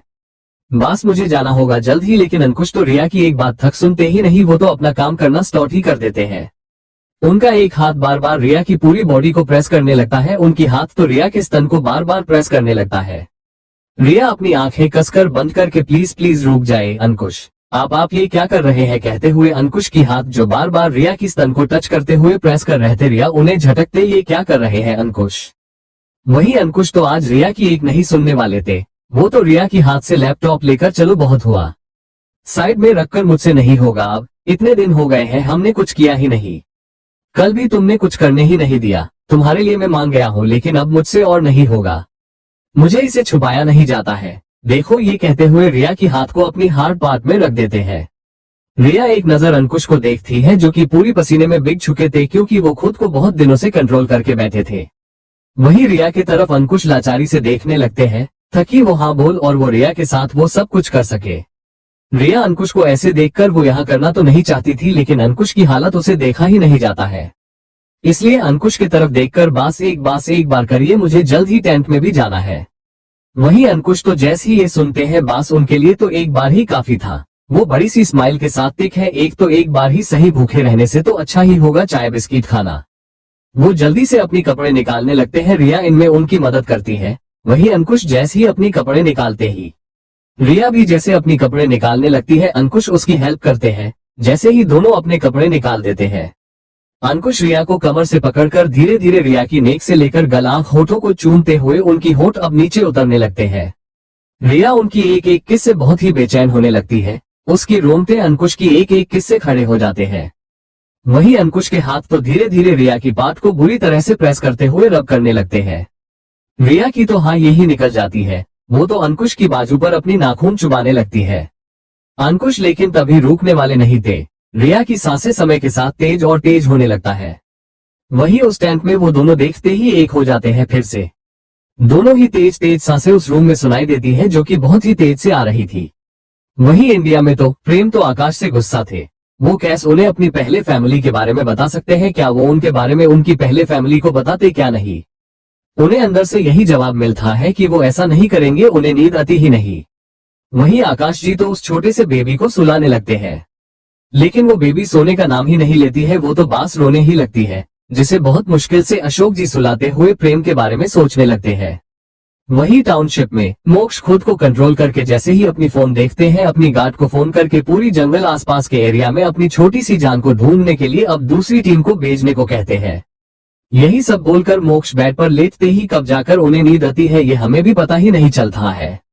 बेचारे बहुत थके हुए होते हैं। वहीं इंडिया की दिल्ली में होटल रूम में जय सानवी के साथ इंटीमेट होने लगते हैं। इस वक्त दोनों ही एक दूसरे में इतना खोए होते हैं कि दोनों ही इस दुनिया को भूल ही जाते हैं। वही सानवी दर्द से हाँ धीरे करो जय, कब मुझे हीरोइन बना रहे हो तुम। जय कल जाकर मिल लेना डायरेक्टर से, वो बना देगा तुम्हें हीरोइन। मैंने सब पहले ही बात कर लिए है, अब तुम्हारी ऊपर है सब, तुम्हें अच्छी एक्टिंग आनी चाहिए, मेरा फ्रेंड ही है लेकिन फिर मैं कुछ नहीं कर सकता हूँ क्योंकि वो एक्टिंग अच्छी ना आने पर सुना देगा तुम्हें। सानवी जैसे ही ये सुनती है वो खुश होकर जय को किस करते हुए थैंक्स बॉस, मुझे एक मौका चाहिए था, अब वो तुमने दिया है तो इसे ज्यादा और कुछ नहीं चाहिए मुझे, मैं हीरोइन बांध कर ही रहूंगी, देख लेना अब मुझे कोई नहीं रोक सकता कहते हुए रुक जाती है कि जय तुम वहां नहीं रोक सकती और यहाँ भी नहीं, चलो काम करो अपना कहते हुए सानवी की निप्पल को दांतों से काट लेते हैं। सानवी की निप्पल से खून निकलने लगता है, लेकिन वो जय से कुछ नहीं कहती वरना जय उसे और ज्यादा ही टॉर्चर करेगा। जय को इस तरह इंटीमेट करते टाइम उनसे कुछ भी करने से रोकेंगे तो वो तो एक जानवर में बदलते ज्यादा टाइम ही नहीं लगता है, इसलिए वो सानवी कितना भी दर्द क्यों ना हो वो तो हीरोइन बांधने के चक्कर में सहने लगती है। तभी जय का फोन बाजने लगता है। वही मोक्ष खुद को बहुत ही मुश्किल से कंट्रोल करके जैसे तैसे वॉशरूम से बाहर आते हैं, उन्होंने बहुत ही मुश्किल से खुद को शांत किया था। जैसे ही बाहर आते हैं अपना फोन लेकर अपनी गार्ड को फोन करते हैं, जिन्हें फोन करके उनसे अपनी छोटी सी जान को आसपास के गांव में ढूंढने को, दूसरी शिफ्ट को भेजने को कहकर कुछ बातें और करके जैसे ही आकार बेड पर लेट जाते हैं। बेचारे इतने थके हुए होते हैं कि बेड पर लेट कर भी न जाने उन्हें कभी नींद आ जाती है, उन्हें पता ही नहीं चलता है। वहीं दूसरी तरफ इंडिया के होटल में जय और सानवी तो एक दूसरे के बाहों में इस दुनिया को भूलकर एक दूसरे के साथ इंटीमेट होने लगते हैं। उन दोनों को इस दुनिया से कोई खबर ही नहीं होती है। वही सानवी, हाँ हाँ जय धीरे करो, दर्द हो रहा है मुझे। वैसे कब हीरोइन बना रहे हो तुम मुझे? जय उसके साथ इंटीमेट होते हुए, कल चले जाना डायरेक्टर से मिलने। मैंने सब बता कर लिया है, अब तुम पर है। तुम्हें एक्टिंग अच्छी सी आना चाहिए, वरना तो वो तुम्हें सुना देगा सबके सामने। उसे अपनी काम से ज्यादा ही प्यार है, तो मैं भी उसमें तुम्हारी मदद नहीं कर पाऊंगा, तो देख लेना। जैसी सानवी ये सुनती है खुश होकर, टिक है मुझे बस एक मौका चाहिए था जो तुमने दे दिया है, अब मुझे हीरोइन बनने से कोई नहीं रोक सकता, कहते हुए जैसे ही रुक जाती है। जय तुम्हें वहां नहीं रोकना चाहिए और यहाँ भी नहीं, अपना काम करो, कहते हुए उसकी निप्पल को अपनी दांतों से काट लेते हैं। सानवी की निप्पल से खून निकलने लगता है, लेकिन फिर भी वो कुछ नहीं कहती है। अगर वो कुछ भी करेगी तो जय तो उस पर गुस्सा ही होगा। उन्हें जानवर बनने में देर लगता ही नहीं, जितना भी दर्द क्यों न हो उसके साथ ये सब करना ही होगा। अपनी हीरोइन बनने का सपना पूरा करने के लिए यही सोचकर वो इतना सर दर्द को सहने लगती है।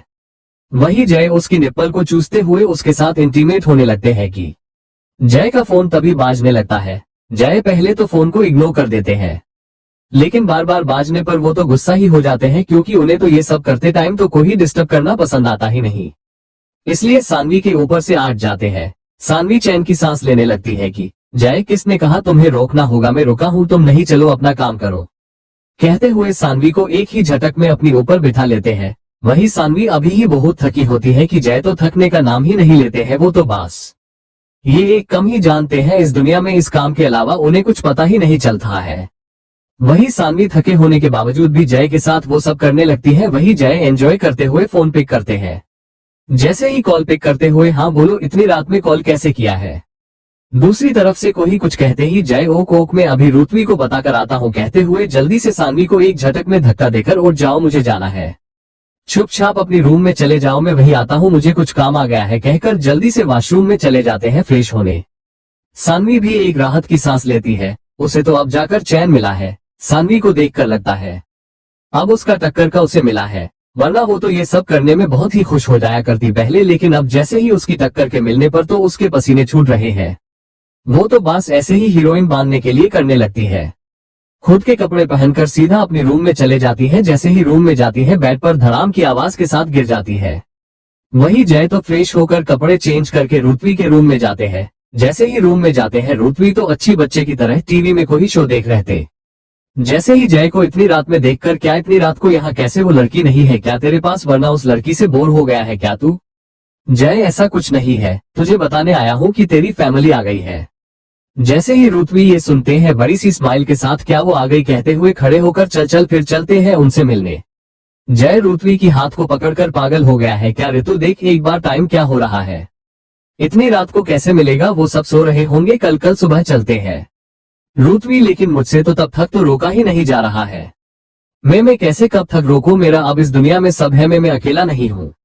जय, हाँ तो अकेला नहीं है, लेकिन खुद को रोक मेरे भाई, इतनी रात को जाना अच्छी बात नहीं, और तू उन्हें वहां जाकर शौक ही करेगा। उन्हें पता ही नहीं उनका एक और पोता है, वो तो शौक से कुछ होना जाए उन्हें।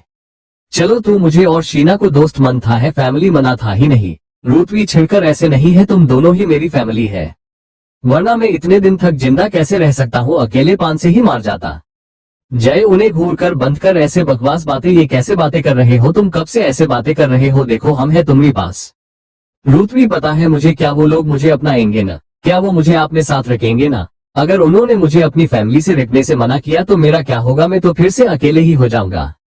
जय, अपनी बकवास बंद कर, ऐसा कुछ नहीं होगा, वो लोग तुझे नहीं अपनाएंगे तो हम आए ना तेरे साथ, जिंदगी भर तुझे अकेले नहीं छोड़ेंगे, विक्रम बेताल की तरह।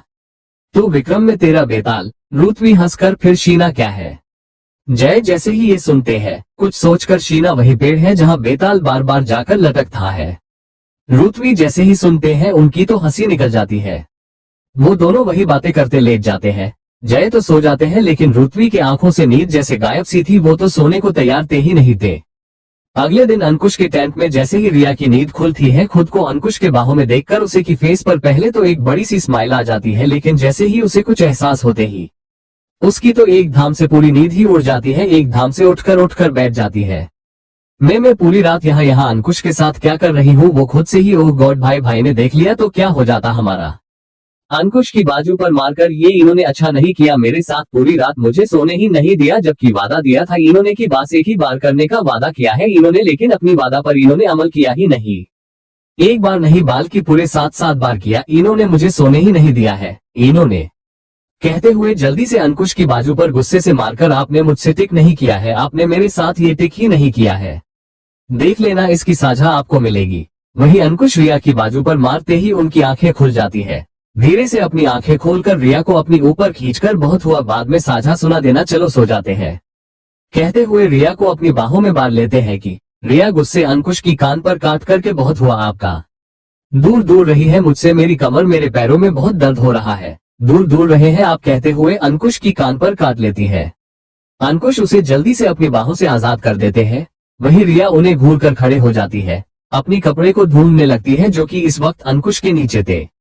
रिया गुस्से, उठिए मुझसे, उठी, ये मेरे कपड़े नीचे हैं आपके, उठी, ये कहते हुए अंकुश को मारकर उन्हें उठाकर अपनी कपड़े अंकुश के नीचे से निकल लेती है। जैसे ही अपनी कपड़े पहनने लगती है कि अंकुश उसे देखते हुए, रहने दो ना, ऐसे ही अच्छी दिख रही हो तुम, देखो इतनी खूबसूरत हो तुम, देखो, कहते हुए जैसे ही उस टच करने के लिए जैसे ही हाथ आगे बढ़ाते हैं उसे टच करने के लिए, रिया उनके हाथ पर मारकर, बहुत हुआ, सोचना भी मत, मैं ही पागल हूँ आपके बातों में आ गई है, आज से देख लेना पूरे 1 महीने में आपको खुद को टच करने नहीं दूंगी। जैसे ही अंकुश ये सुनते हैं उनकी दिमाग ही घूम जाता है, तुम ऐसे नहीं कर सकती हो मेरे साथ, रिया कर सकती हो, देख लेना आप ऐसे ही तड़पते रहेंगे, लेकिन मैं आपको खुद टच करने ही नहीं दूंगी, कहते हुए जैसी जाने लगती है कि अंकुश गुस्से, देख लेना तुम खुद ही मेरे पास आओगी, मुझे प्यार करने को कहोगी। रिया अच्छा मजाक है, ये कभी होगा ही नहीं, देख लेना आप। अंकुश चलो शर्त लगते हैं, तुम खुद मुझे प्यार करने को नहीं कहोगी तो मैं तो तुम्हें कभी प्यार करने के लिए परेशान नहीं करूंगा, जब तक तुम खुद आकर नहीं कहती मैं तुम्हें टच ही नहीं करूंगा। रिया हंसते हुए, अच्छा सपना देख लिया आपने जो कभी होगा ही नहीं, मैं कभी आपसे खुद से प्यार करने के लिए नहीं कहूंगी, सोच लीजिए अंकुश जी आप तो बाद में पछताने वाले हैं। अंकुश गुस्से, अंकुश जो एक बार कहता है वो बास करता है, मैंने कहा ना तुम जब तक नहीं कहोगी तो मैं तुम्हें प्यार करूंगा ही नहीं। रिया देख लेंगे, कहते हुए वहां से अपनी आसपास देखकर टेंट से बाहर निकल जाती है, कहीं कोई उसे देख ना ले यही सोचकर अपनी टेंट में चले जाती है। वही अंकुश खुद से इतना बड़ा शर्त तो कर दिया है, लेकिन कैसे क्या पूरा करेगा, तो यही सोचकर बेड पर गिर जाते हैं। वही इंडिया में मोक्ष के घर पर सब ब्रेकफास्ट करने लगते हैं कि उनका नौकर आकर अपना सर झुकाकर विजय जी से शराब से मिलने को ही आया है। जैसे ही विजय जी ये सुनते हैं, क्या इतनी सुबह कौन कौन आया है, वही सब तो हैरान थे, विजय जी क्या वो बिजनेसमैन है क्या, कोई काम से आया है क्या, उनसे बोल देना था कि मोक्ष नहीं है यहाँ, ठीक से जाकर पूछ कर आना उनसे। जिसे सुनकर वो जाने ही वाले होते हैं कि पद्मिनी जी उन्हें बैठने को कह देना, चाय पानी पूछ लेना उनसे, ये आएंगे। विजय जी ये तुम कैसे बातें कर रही हो, मैं क्यों मिलने जाऊंगा, वो मोक्ष से ही मिलने आया है शायद, पद्मिनी जाकर एक बार मिलकर आ जाने से आपका क्या जाएगा, चलिए जाए उनसे मिलने। विजय उन्हें कुछ नहीं कह सकते हैं, अपना सर हिलाकर रह जाते हैं। वहीं दूसरी तरफ वो हेल्पर जाकर उनसे आप बैठ जाइए, वो खा रहे हैं, आ जाएंगे, आप कुछ खाएंगे या कुछ पिएंगे। जिसे सुनकर रुतवी, जय जी कुछ नहीं चाहिए आप जाइए। रुतवी मुझे बहुत डर लग रहा है यार, पता नहीं क्या होगा, तूने पेपर्स रख लिया ना, सारे लेकर आया है ना तुमने। जय हाँ लेकर आया हूं ना। जिसे सुनकर रुतवी, लेकिन कहाँ है वो पेपर्स, दिख नहीं रहे हैं। जय अपनी हाथों की तरफ देखकर, ओ शट मैंने कार में ही भूल कर आया हूँ, अभी लेकर आता हूँ, कहते हुए वहां से चले जाते हैं रुतवी की बात सुने बिना ही। रुतवी रुक रुक में भी आता हूँ, वेट, मुझे अकेले छोड़कर मत जा। लेकिन कोई फायदा नहीं होता है, जय कब की वहां से जा चुका था। वही रुतवी, मुझे अकेले कैसे छोड़कर जा सकता है तू, भाई दादाजी आ गए तो क्या होगा मेरा, मैं क्या बोलता उन्हें। वही कहते हुए बहुत ही टेंशन में यहाँ वहां घूमने लगते हैं। वही दूसरी तरफ विजय जी जब ही उनके पास आते हैं, उनके पीछे सब एक एक करके देखने आते हैं कि कौन आया है उनसे मिलने, क्योंकि कोई काम होगा तो वो तो ऑफिस में ही होगा, यहाँ घर पर मोक्ष किसी को आने ही देते हैं, वही सब संभाल लेते, इसलिए वो सब देखने आए थे। वही दूसरी तरफ तो रुतवी उन सबको आते देख उनकी तो दिल की धड़कन तेज हो जाती है। वो जैसे ही खड़े हो जाते हैं तब तक वहां जय भी आ जाते हैं उनकी पेपर्स लेकर। वही सब उन दोनों को देखकर हैरान हो जाते हैं। क्योंकि रुतवी जो था एक एक एंगल से कुछ कुछ मोक्ष की तरह दिखाई दे रहता। सब हैरान होकर उन दोनों को देखने लगते हैं। वही रुतवी तो उन सबको अपनी तरफ हैरान होते देख और ज्यादा ही नर्वस हो जाते हैं। विजय जी उन दोनों को देखकर अपनी चेयर पर बैठकर आप दोनों कौन?